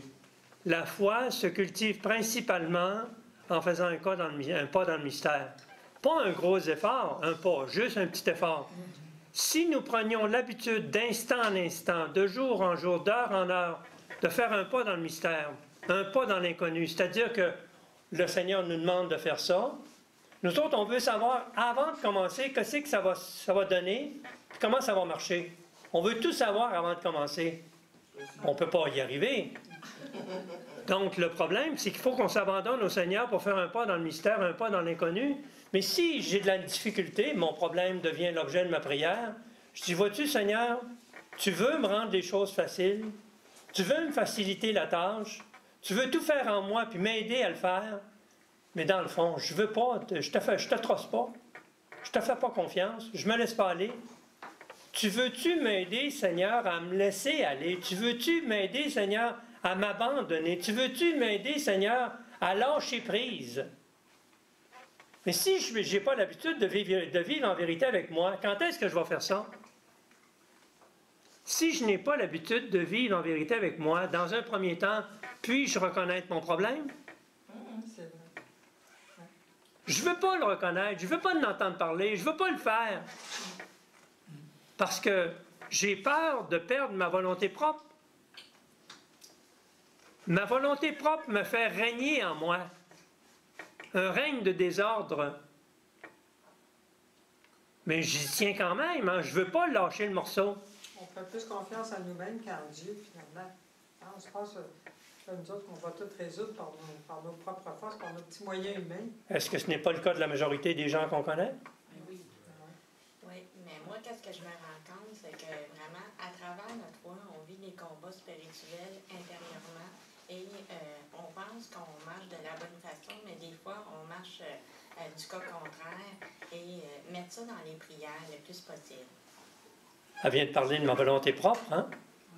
Hein? C'est ça qu'elle a insinué sans le dire? Oui. C'est ça qu'elle voulait dire sans le dire? Oui. C'est toujours ma volonté propre qui l'emporte, hein? Qui me déstabilise, qui m'empêche de faire des bons dans la foi. Mais qu'est-ce que c'est que vous pensez de dire que la foi se cultive quand je m'habitue à faire un petit effort vers l'inconnu, un petit effort dans le mystère, un petit effort dans les choses que je ne connais pas, je ne sais pas ce qui va arriver, je ne sais pas ce que ça va donner, mais je fais confiance au Seigneur, puis lui va s'organiser avec la balance. Si on faisait ça tout le temps, constamment, avez-vous l'impression que ma foi grandirait énormément? Oui. Et que plus je le ferais, plus ce serait facile de le faire? On verrait les fruits. Oui. On verrait les fruits, puis ça Oui. augmenterait notre foi. Qu'est-ce que vous pensez de l'idée que la foi se cultive en faisant de tout petits efforts d'un pas dans l'inconnu? Un pas dans la foi. Un pas dans le mystère. C'est-tu quelque chose qui se tient, ça? Oui. Est-ce que ce n'est pas un moyen facile pour cultiver la foi? Christine? Bien, c'est que il me revenait en mémoire un passage dans Elisabeth Kindelman là, que la Vierge nous demandait. Je vous demande votre collaboration pour répandre ma flamme d'amour. C'est le premier pas qui coûte. C'est ça qu'elle dit. C'est le premier pas qui est difficile. On ne veut pas faire un pas dans le mystère, on ne veut pas faire un pas dans l'inconnu? C'est ça qu'elle dit? Oui, elle dit, faites le premier pas, je m'occupe du reste. Le Seigneur aussi a dit ça à Elisabeth. Fais le premier pas, je m'occupe du reste. C'est clair. Donne-moi ta volonté. Je vais faire la mienne en toi. Mais c'est subtil, hein? C'est très subtil. Il y a une nuance là, qui nous tient attachés, qui nous tient liés, qui nous empêche de se libérer. Et pourtant, on le sait que le Seigneur voudrait nous libérer de nous-mêmes. Mais peut-il nous libérer de nous-mêmes si on ne veut pas se faire libérer? Hein, quand le type me dit, non, il dit, je le sais que ça marche, mais je ne veux pas que ça marche. Je ne veux pas guérir. Hey, c'est fort, hein? Je me disais, c'est toute une révélation. C'est toute une révélation. Donc, tout ça pour dire que dans le fond, on le sait quoi faire. Dans le fond, on le sait comment faire. Dans le fond, on le sait pourquoi le faire, mais on ne le fait pas. Ça se peut-tu que notre problème, c'est dans les choses qu'on sait faire, qu'on ne fait pas, qu'on peut faire, qu'on ne fait pas, qu'on doit faire, qu'on ne fait pas? Ça se peut-tu que ce soit notre problème, ça? Oui, oui.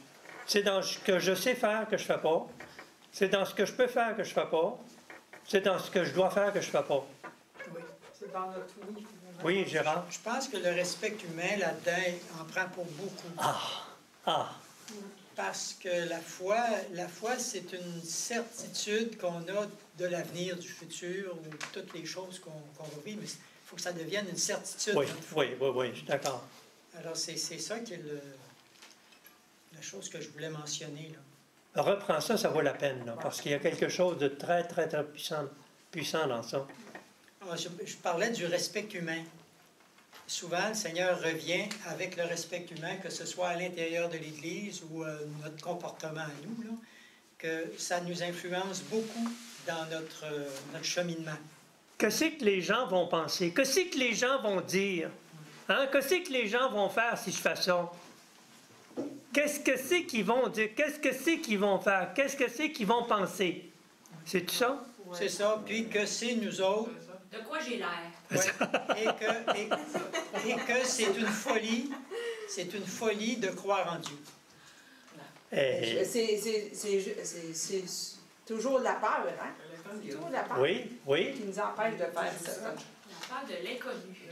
La peur aussi, la peur que les autres nous laissent tomber, parce qu'on est rejeté, on est persécuté, parce que aux yeux des autres, là, quand on se démarque là, de la masse, là, hein?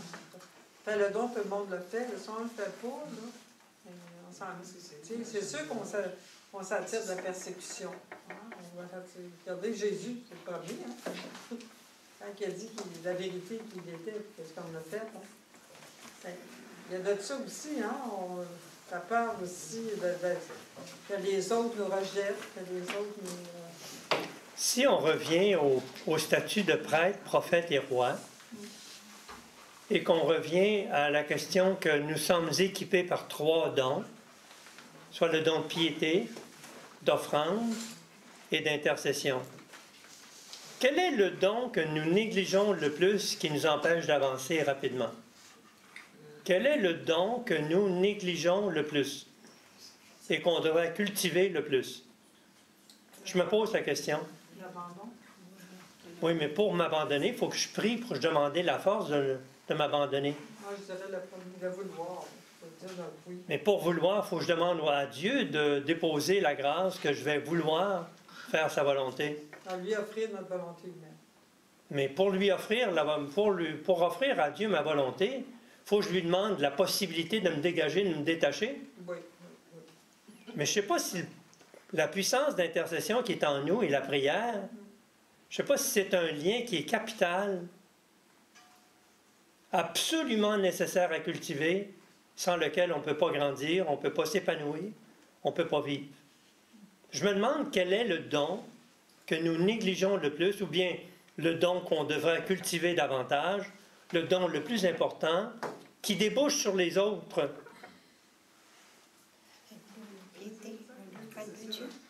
Le don de sa présence. Lui demander le don de sa présence. Mais Vous revenez à la prière, peut-être, lui offrir, le prendre. est-ce que la prière ne serait pas le don le plus important à cultiver? Je nous pose la question. Est-ce que la prière, cette question de se remettre en Dieu, c'est de prier? Se remettre en présence de Dieu, c'est de prier? Est-ce que ce ne serait pas le don qui a le besoin d'être nourri, d'être développé, d'être cultivé, d'être mis dans nos prières? Je ne sais pas, là. Je me demande si ce ne sera pas le point de départ, ça. Il y avait un prêtre lors de Dieu. Oui. Le don de la crainte de Dieu. La crainte de Dieu. Voulez-vous répéter ça, s'il vous plaît? Elle a dit vivre dans la crainte de Dieu. Le don de la crainte de Dieu. C'est un des dons de l'Esprit Saint. Oui, André. La confiance en Dieu. La confiance. Mais ça, c'est m'abandonner, me laisser aller. Dans le fond, je ne trosse pas le Seigneur. C'est la foi, la confiance. Le don de la foi. Mais la foi, comme... Est-ce qu'on est d'accord que si j'ai reçu un don qui est la foi, que si je ne cultive pas ce don-là pour le faire grandir, que je vais le perdre? Ça va s'éteindre. Ça se peut-tu? Oui, oui. Est-ce qu'on est d'accord là-dessus? Bien sûr, à 100%. Oui. Donc, ou bien je progresse, ou bien je régresse. Oui. Exactement. Ou on choisit Dieu, ou on choisit Satan. Quelle est notre position dans chacun d'entre nous? Est-ce qu'on s'assure de progresser constamment à cultiver notre foi de façon à ce qu'elle devienne plus grande? Et comme Gérard dit, la foi, c'est une certitude. C'est plus qu'une croyance. Qu'est-ce que c'est que ça provoque par association d'idées quand on entend ceci? La foi, c'est une certitude, pas une croyance. Une croyance est la plupart du temps nettement insuffisante. Ça prend plus qu'une croyance, c'est-à-dire ça prend une croyance qui a été transformée à un niveau de certitude. Qu'est-ce que c'est que ça nous dit? C'est trop exigé, ça? Si on utilise le terme certitude pour parler de la foi, Gérard, il n'y aura pas quelque chose dans ça qu'on peut trouver comme à recouper dans la flamme d'amour? Je trouve que c'est l'objectif principal à vouloir atteindre. Parce que si on doit affronter des difficultés face à l'ennemi, je veux dire, les gens qui ne croient pas, à ce moment-là, c'est là que notre foi doit agir jusqu'au martyre. Parce que c'est là qu'un chrétien, un catholique, quel que soit ce qui peut arriver éventuellement, si on doit affronter des choses très, très difficiles, c'est par la force de la foi qu'on va passer à travers. Je suis d'accord. Alors, il faut que notre foi devienne une certitude et non pas une foi qu'on voit dans la société présentement, une foi qui s'effrite, les églises qui se vident. Mais parlons pas de la société extérieure, parlons de la société qui est ici présentement, là. Oui, André? La pauvreté, pauvre de cœur, avoir un espace pour Dieu. C'est quoi être pauvre de cœur? Mais c'est pas entretenir, vraiment de laisser éteindre la foi. Moi j'appelle ça une pauvreté intérieure. Si on disait, par exemple, pauvreté de mon amour-propre, pauvreté de la pensée telle que le monde la conçoit, pauvreté de la pensée du monde, Se libérer de ça. Se libérer de... est-ce qu'on approcherait davantage un point là, crucial? Pauvre de quoi? Parce que Toutes nos dépendances. on connaît des pauvres qui sont très pauvres, mais qui tiennent à leur guenille et qui pourraient se battre pour garder leur guenille. Donc, tout ça pour dire que ce sont des pauvres qui sont pauvres de détachement. On connaît des riches qui sont détachés de leur richesse, qui sont pauvres. Ils sont pauvres de l'attache à une fortune, de l'attache à des biens, de l'attache à de l'argent. Ils sont pauvres. Donc, ce qui est c'est inconcevable, il y a des pauvres qui sont riches. Il y a deux genres de pauvres riches.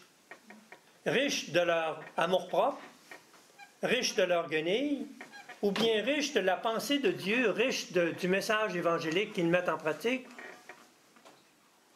Donc, tout ça pour dire qu'il y a des nuances dans la pauvreté. Quand on parle de pauvreté, c'est une pauvreté de quoi? Est-ce que ce ne sera pas une pauvreté d'abord de mon amour-propre? Je nous pose la question. Une désappropriation. Oui. Être désapproprié de soi. Oui. Mais comment est-ce qu'on peut atteindre un tel objectif? Sans Dieu, c'est impossible. Est-ce qu'on est d'accord? Pour reconnaître qu'on était, c'est impossible de le faire par nous-mêmes, puis tout remettre à Dieu. Parce que tant qu'on n'a pas fait ça, là, tant qu'on n'a pas pris conscience de ça, là, on n'y arrivera pas, ça c'est sûr. Mais ce qui m'étonne, c'est que j'ai l'impression que dans le fond, on sait tous quoi faire. Ça veut-tu dire qu'on va le faire? Il faut nourrir ça. Gérard? Dans la flamme d'amour, vous m'avez demandé un rapport à la foi dans le journal spirituel. Et un des derniers messages, je pense que c'était le dernier, c'est le 12 décembre 81, elle parle de la prière ici. Priez sans cesse les uns pour les autres. C'est la Vierge Marie qui parle. Ma petite et vous tous, mes enfants bien-aimés, soyez en alerte. Satan veut arracher de sous vos pieds le sol de l'espérance. Il sait très bien que s'il réussit à le faire, il aura tout enlevé à vos âmes. Si vous perdez l'espérance, il n'a même plus besoin de vous inciter au péché. L'homme qui a perdu l'espérance est dans une terrible obscurité. Il ne voit déjà plus avec les yeux de la foi. Pour lui, toute vertu, tout ce qui est bon, perd sa valeur. Ô mes enfants, priez sans cesse les uns pour les autres. Permettez que l'effusion de ma grâce agisse en vos âmes. Permettez. Hey, il nous demande la permission. Permettez. Permettez. La liberté, hein? C'est ça. C'est toujours nous autres qui avons le dernier mot. Hein? Oui. Et je peux faire une petite allusion à ma dernière retraite que j'ai vécue. Les 3 points que notre directeur spirituel nous a dit avant de quitter, il a dit le premier, ne perdez pas l'espérance. Le deuxième, ne perdez pas l'espérance. Puis le troisième, ne perdez pas l'espérance. Et développer la confiance. Mais quel dilemme il y a dans tout ça, là, à votre avis? Est-ce qu'on constate un dilemme? Moi, ce qui m'étonne, j'ai l'impression que c'est ce qu'on sait faire qu'on ne fait pas. C'est ce qu'on peut faire qu'on ne fait pas. C'est ce qu'on doit faire qu'on ne fait pas qui est le problème. De rester tourné vers Dieu, finalement. C'est ça, se convertir, c'est toujours être tourné vers. Oui, Si oui. on est tourné vers nous-mêmes, vers le monde, on était. On Très a vu juste. ça, là. On est préoccupé par toutes sortes de rebelles qui ne sont pas essentiels du tout. Ça fait l'affaire à Satan, c'est son royaume sur terre. Mais quand on entendait tout à l'heure de la part de ce qu'elle nous disait, là, je me disais, de quelle façon est-ce qu'on peut se référer à la flamme d'amour pour obtenir les attributs, pour obtenir les avantages, pour obtenir ce qu'on recherche, ce qu'on désire, ce qu'on sait qu'on a besoin à tout prix pour grandir et évoluer dans notre foi? Je ne sais pas si on ne peut pas faire un lien, là. Parce qu'on passe par la Sainte Vierge. Par la flamme d'amour, on passe par la Sainte Vierge. On passe par la Sainte Vierge pour arriver à la flamme d'amour. Prier sans cesse. C'est la Vierge Marie qui vient nous tendre les mains. C'est elle qui vient donner, qui vient redonner confiance. C'est comme si c'est l'arme le plus puissant que Dieu a mis à notre portée, c'est la Sainte Vierge. Parce que c'est une mère, parce qu'elle est douce, parce qu'elle a son amour maternel. C'est ce qu'elle dit quand elle révèle sa flamme d'amour à Élisabeth. C'est mon amour maternel. L'amour maternel de mon cœur immaculé brûle pour vous. Elle se consume tellement elle nous aime. Elle a même dit à Medjugorje, la Vierge a dit, si vous saviez combien je vous aime, vous pleureriez de joie. Si vous saviez. Ça veut dire qu'on ne sait pas combien qu'elle nous aime. Mais elle doit-tu nous aimer pour qu'on en pleure de joie? Fait qu'imaginons le temps qu'on tourne en rond ou qu'on cherche puis qu'on s'apitoie sur nous-mêmes, si on prenait ce temps-là pour se tourner vers la Sainte Vierge, puis lui demander son secours, son aide, lui partager nos misères, nos doutes, nos désespoirs, bien, sûrement elle pourrait nous rassurer, nous consoler, puis nous guider. Alors, c'est ça qu'elle fait à Medjugorje depuis 30 ans, puis c'est ça qu'elle a fait avec Elisabeth Kindelman, puis c'est ça qu'elle a fait avec Catherine Labouré, c'est ça qu'elle a fait avec Bernadette Soubirous, avec les 3 enfants de Fatima. C'est toujours sa même manière de faire, la Vierge. C'est par sa douceur, par sa bonté, par son amour maternel qu'elle vient nous chercher. Mais comment nous décider à cultiver ce genre de dévotion à l'effet qu'on peut demander, par l'intercession de la Vierge Marie, qu'elle demande à Jésus de nous donner cette puissance qui nous manque, cette capacité qu'on ne veut pas cultiver, cette foi qu'on n'est pas rendu à avoir? Et on va prier la supplique qu'elle nous demande de dire. C'est-à-dire? Répandez l'effet de grâce de votre flamme d'amour sur toute l'humanité, maintenant et à l'heure de notre mort. C'est ça qu'elle veut qu'on leur dise. Elle le désire, parce qu'elle a dit dans un message que quand... Attendez, je vais le trouver, là. Je crois que c'est quand elle parle de la Sainte Messe. Quand elle parle de la Sainte Messe, elle dit... la Sainte Messe, qu'est-ce que c'est? Oui, c'est pas dans les simplets. Salut la Sainte Messe, quand elle parle de la Sainte Messe, elle dit...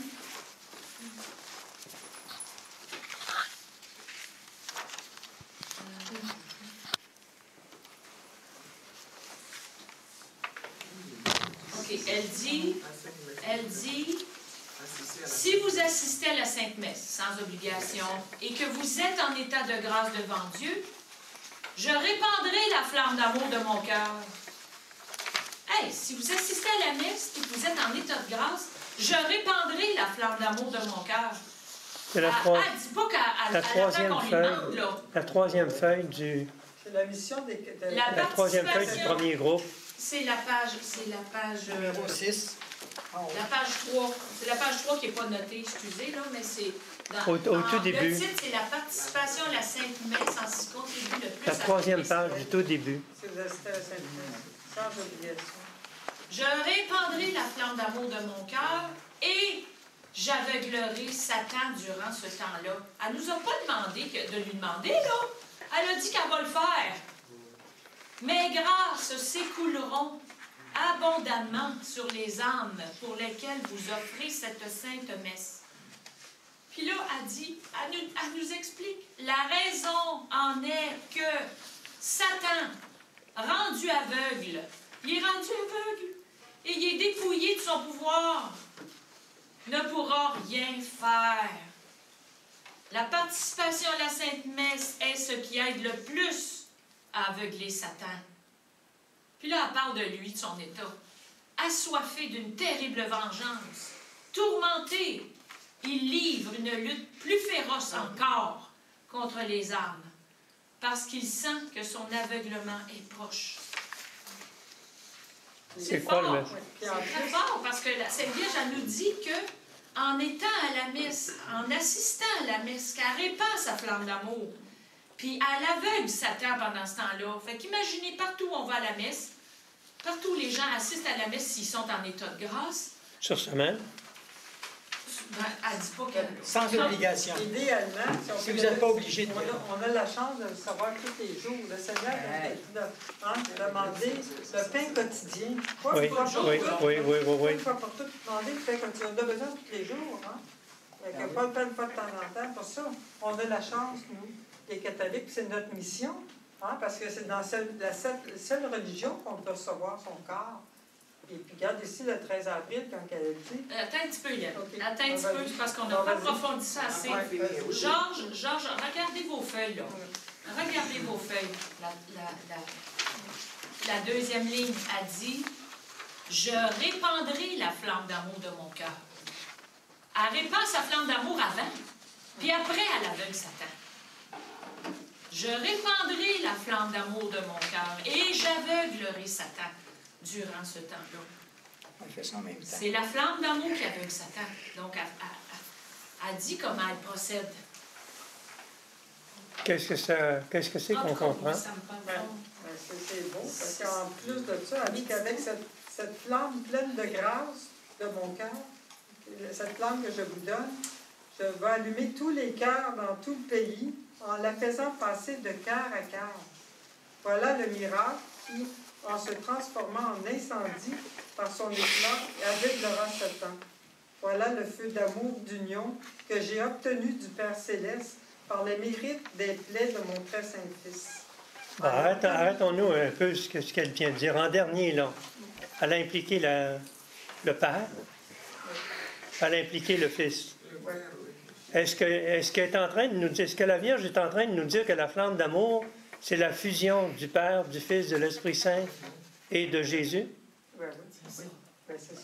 Donc, elle est endossée par la Trinité Sainte. On dit au Québec, elle est backée, hein? Elle est soutenue. Elle est entourée. Elle est fortifiée par la Trinité Sainte. Autrement dit, il y a une association, pour comprendre la flamme d'amour, il y a une association entre la Vierge Marie et la Trinité. Est-ce qu'on est dans le mille? C'est tout ça qu'on sous-entend? C'est tout ça qui est explicité? Elle le demande au Père. Puis quand le Père répond, c'est la Trinité Sainte qui dépose dans le cœur de la Vierge Marie la puissance de la flamme d'amour. C'est tout ça qu'on a lu? Exact. Au tout début, Jésus nous dit, c'est grâce à la supplique de la Vierge Marie que la Trinité a donné à la Vierge Marie. Est-ce qu'on se rappelle ce qu'on a lu au début? Oui. Donc, est-ce qu'on doit penser que la flamme d'amour, c'est la Trinité avec la Vierge Marie? On la supplique qu'elle a demandé au Père. C'est pour ça qu'on sait qu'il lui a été accordé. C'est la médiatrice de toutes les grâces, par nous. Puis elle a obtenu ça du Père, hein, par les mérites de ses saintes clés. Est-ce qu'on peut imaginer une puissance plus grande que celle de la Trinité? Non, impossible. Alors, ça veut dire que la Vierge Marie est associée avec la Trinité Sainte pour comprendre la flamme d'amour. C'est la Trinité Sainte qui la soutient, qui l'alimente, qui l'entretienne.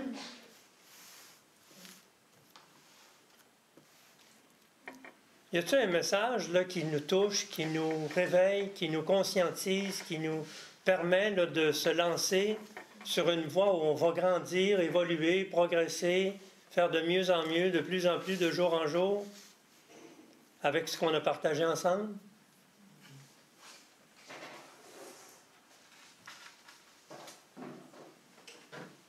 Bien, par rapport à ce que c'est Christine qu'elle a lu, là, en tout cas, que la Sainte Vierge... je ne sais pas si je... En tout cas, j'explique bien, là, en tout cas, quand elle nous apportait sa tendresse, tout ça, on peut lui demander de nous relever puis nous faire marcher, hein, dans la confiance. Parce qu'on a bien peur, hein, de toutes sortes de choses, mais c'est comme un prêtre qui nous dit souvent à l'Église, à la Gardeur, debout en marche. Hein? Il faut marcher, puis il faut aller dans la confiance. Pas dans la peur. C'est-tu le pouvoir d'intercession? Hein? C'est-tu le pouvoir d'intercession qu'elle nous a évoqué? Un pouvoir de... L'intercession, intercéder auprès d'eux. Quand on intercède auprès de la Vierge Marie, quand on intercède auprès de Jésus, c'est ça le pouvoir d'intercession? S'adresser à la Vierge Marie ou à Jésus pour leur demander des faveurs, leur demander des éléments dont on a besoin pour être mieux armés, mieux équipés pour pouvoir mieux fonctionner. On s'est posé une question tout à l'heure. Quel serait le don que je néglige le plus, dont j'ai absolument besoin pour évoluer, progresser, m'améliorer? Le don de l'Esprit Saint. C'est pas la prière qu'on a dit. Qu'est-ce que c'est qu'on avait dit? À quelle conclusion est-ce qu'on en est arrivé? Qu'est-ce que c'est qu'on néglige le plus ou qu'est-ce que c'est qu'on devrait cultiver le plus pour avancer? De lui donner notre problème. C'est nous-mêmes. Mais le don de la foi. Pardon? Le don de la foi, en fait. De cultiver puis d'entretenir. Quoi donc? Le don de la flamme d'amour. Le désir de la flamme d'amour. Oui, André? Avoir faim et soif de ces valeurs de Dieu.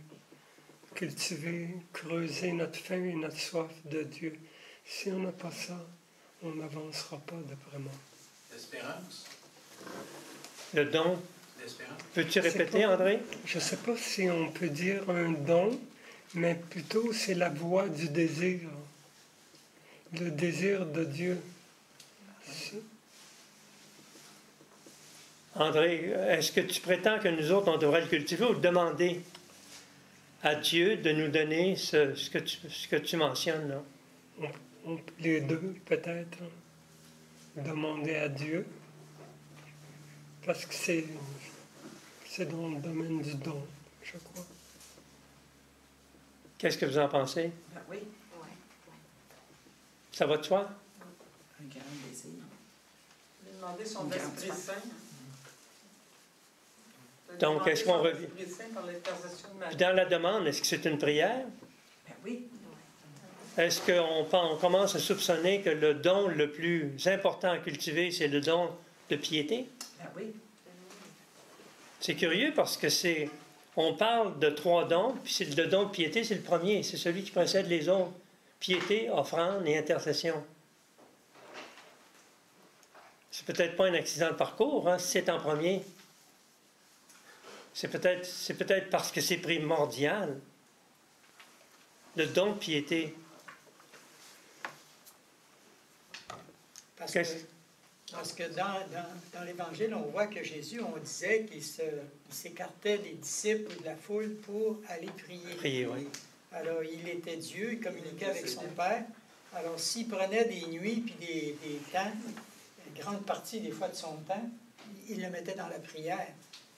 Alors, il était comme en communication continuelle avec son Père. C'est toujours de faire sa volonté à son Ah, c'est ça. Et la piété, naturellement, ça va peut-être nous ancrer davantage dans la foi. Autrement dit, puis aussi dans la persévérance. Tu sais. Ça se tient, hein? Je pense que ça se tient, hein?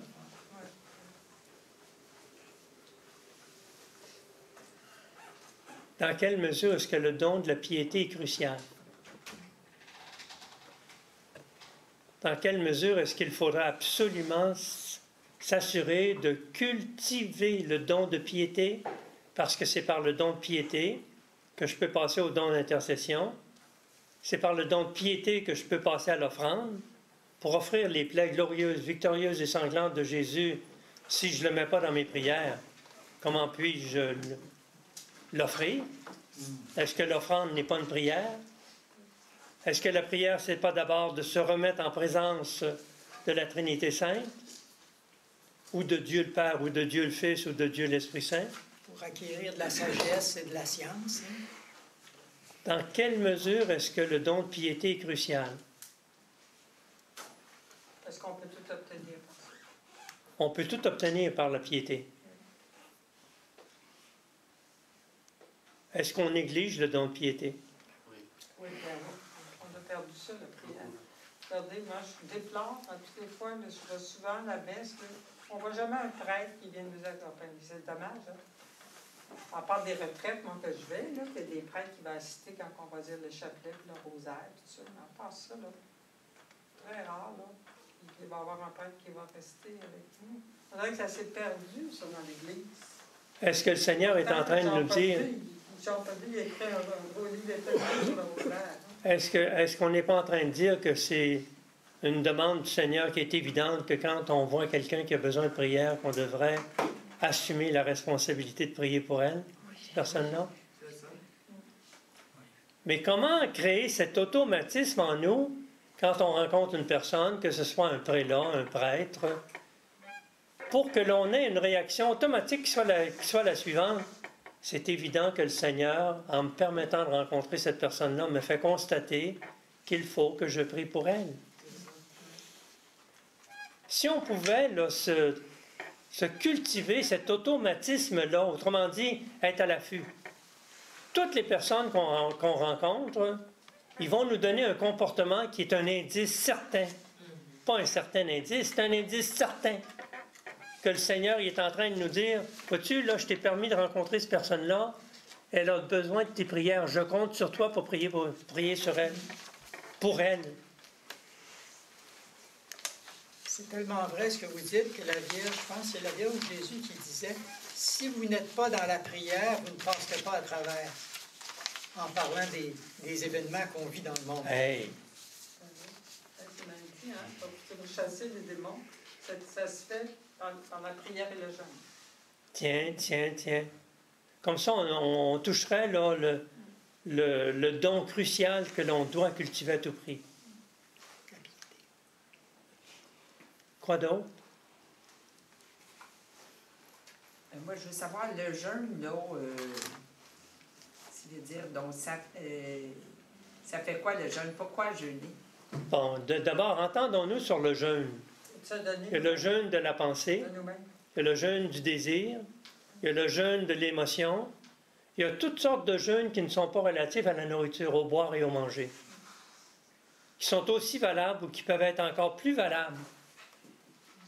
Parce qu'une personne, par exemple, qui désire le savoir, elle a son secondaire, puis là, après son secondaire, elle dit ça prend le cégep, après son cégep, elle dit ça prend l'université, après son bac, elle dit ça prendra une maîtrise, après sa maîtrise, ça prendra un ci puis un ça. Je ne sais pas si on peut deviner qu'il peut y avoir de la gourmandise dans ça. C'est de la luxure du savoir. Donc, on peut trouver le jeûne de mille et une manières, dans mille et une dimensions, qui ne sont pas nécessairement la nourriture, le boire et le manger. Ça ne veut pas dire que le boire et le manger comme jeûne, c'est pas important, là. C'est pas ça qu'on dit. Mais il y a énormément de façons de jeûner que l'on pourrait adopter et adapter dans notre vie, qu'on oublie ou qu'on ne songe pas de le pratiquer. Qu'est-ce que vous en pensez? Ne pas manger son prochain. Bon, c'est un jeûne, ça. C'est ça qu'un prêtre disait, que des fois, le péché qu'on fait le plus, des fois, c'est avec notre langue. Oui. Hein? Mais il n'empêche que la Vierge, L'esprit, elle la demande langue. à notre Jocorie, hein, parce que la Vierge, elle demande aussi. Elle demande quoi? Je veux dire, elle demande de jeûner au pain et à l'eau. Hein, parce Oh qu'elle oui, dit, c'est correct, c'est parfait, là. être solidaire avec les plus pauvres, pas pour qu'on Je suis d'accord. souffle du manque de faim, mais pour qu'on soit solidaire avec les plus pauvres de la. C'est un peu c'est un peu donner de nous-mêmes, de notre vie, dans le fond. Oui. Tu sais, c'est se priver pour donner à l'autre. Là. Oui. C'est comme de donner un peu de notre vie. Mais c'est sûr qu'il y a des gens là, qui c'est pas possible, mais comme vous dites, ils peuvent se gêner de quelque chose qui est peut-être encore plus dur. Hein? Ils ne peuvent pas se priver de télévision, se priver de sorties mondaines, de se priver des choses qui sont de luxe. Là, c'est une sorte de gourmandise, même comme vous avez dit aussi, même le savoir, là, qui pourrait être en vue de devenir de la gloire humaine. Oui, c'est l'amour-propre, ça, hein? C'est que je dis, donc, une personne qui veut s'instruire, mettons, ça veut devenir médecin, là, tu sais.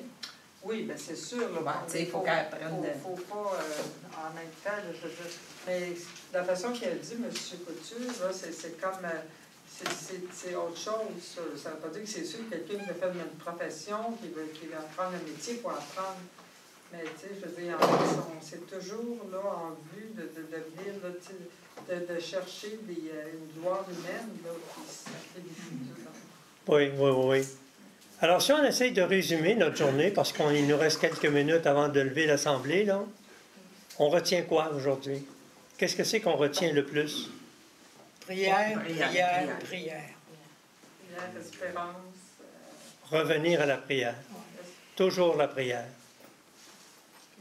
Être toujours en proximité avec sa présence. Mais est-ce que l'idée de se renouveler tout simplement en présence de Dieu, ce n'est pas une prière? Oui. En faisant tout avec lui, par lui, en lui, c'est une prière aussi. On faudra voir les différents aspects. Il faudra voir les différents aspects à 360 degrés sphériques là, d'une prière. Pas se limiter à une façon stricte de procéder, mais à élargir le spectre à l'effet que la prière, c'est une présence. Se mettre en présence de Dieu, c'est de prier. Quand on parle d'en arriver à un point où on constate que ma vie est une prière, mon travail est une prière. C'est ça, oui. Même laver la vaisselle. Ben oui. On fait avec lui pour lui. Ramasser les pains, disait la petite Thérèse. C'est comme une façon de faire une rose. Oui. Moi, j'en reviens au fait qu'il faut désirer Dieu. On peut désirer l'argent, mais on peut désirer Dieu. Ce qu'il faut cultiver, c'est le désir et la soif de Dieu. Oui, puis on peut le recouper également dans la prière pour demander à Dieu de faire grandir le désir en nous de sa présence. Oui. Mais par contre, si je désire Dieu, si je cultive là, je vais prier, je vais aller vers Dieu. Oui, par voie de conséquence. Mais tout peut partir du désir. Mais est-ce que je ne peux pas multiplier le pourcentage de désir qui est en moi par la prière? Pour avoir la constance, je pense. Peut-être, mais il va falloir établir le contact avec Dieu.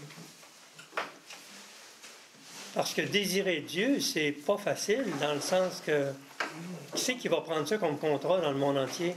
Parce que surtout qu'on est dans ce monde, dans les ténèbres de la foi. Là, on a besoin de ses grâces, comme vous dites, de lui demander, parce que c'est pas évident, là. On est dans les... Combien de personnes cultivent ce désir-là naturellement sans la prière? Moi, je sais bien de ma part, je lis, et je cherche Dieu à travers la lecture. C'est une recherche. je vais être à la veille de mourir et je vais peut-être encore chercher Dieu. C'est certainement une très, très bonne pratique. Il n'y a pas d'erreur là-dessus. Quoi d'autre?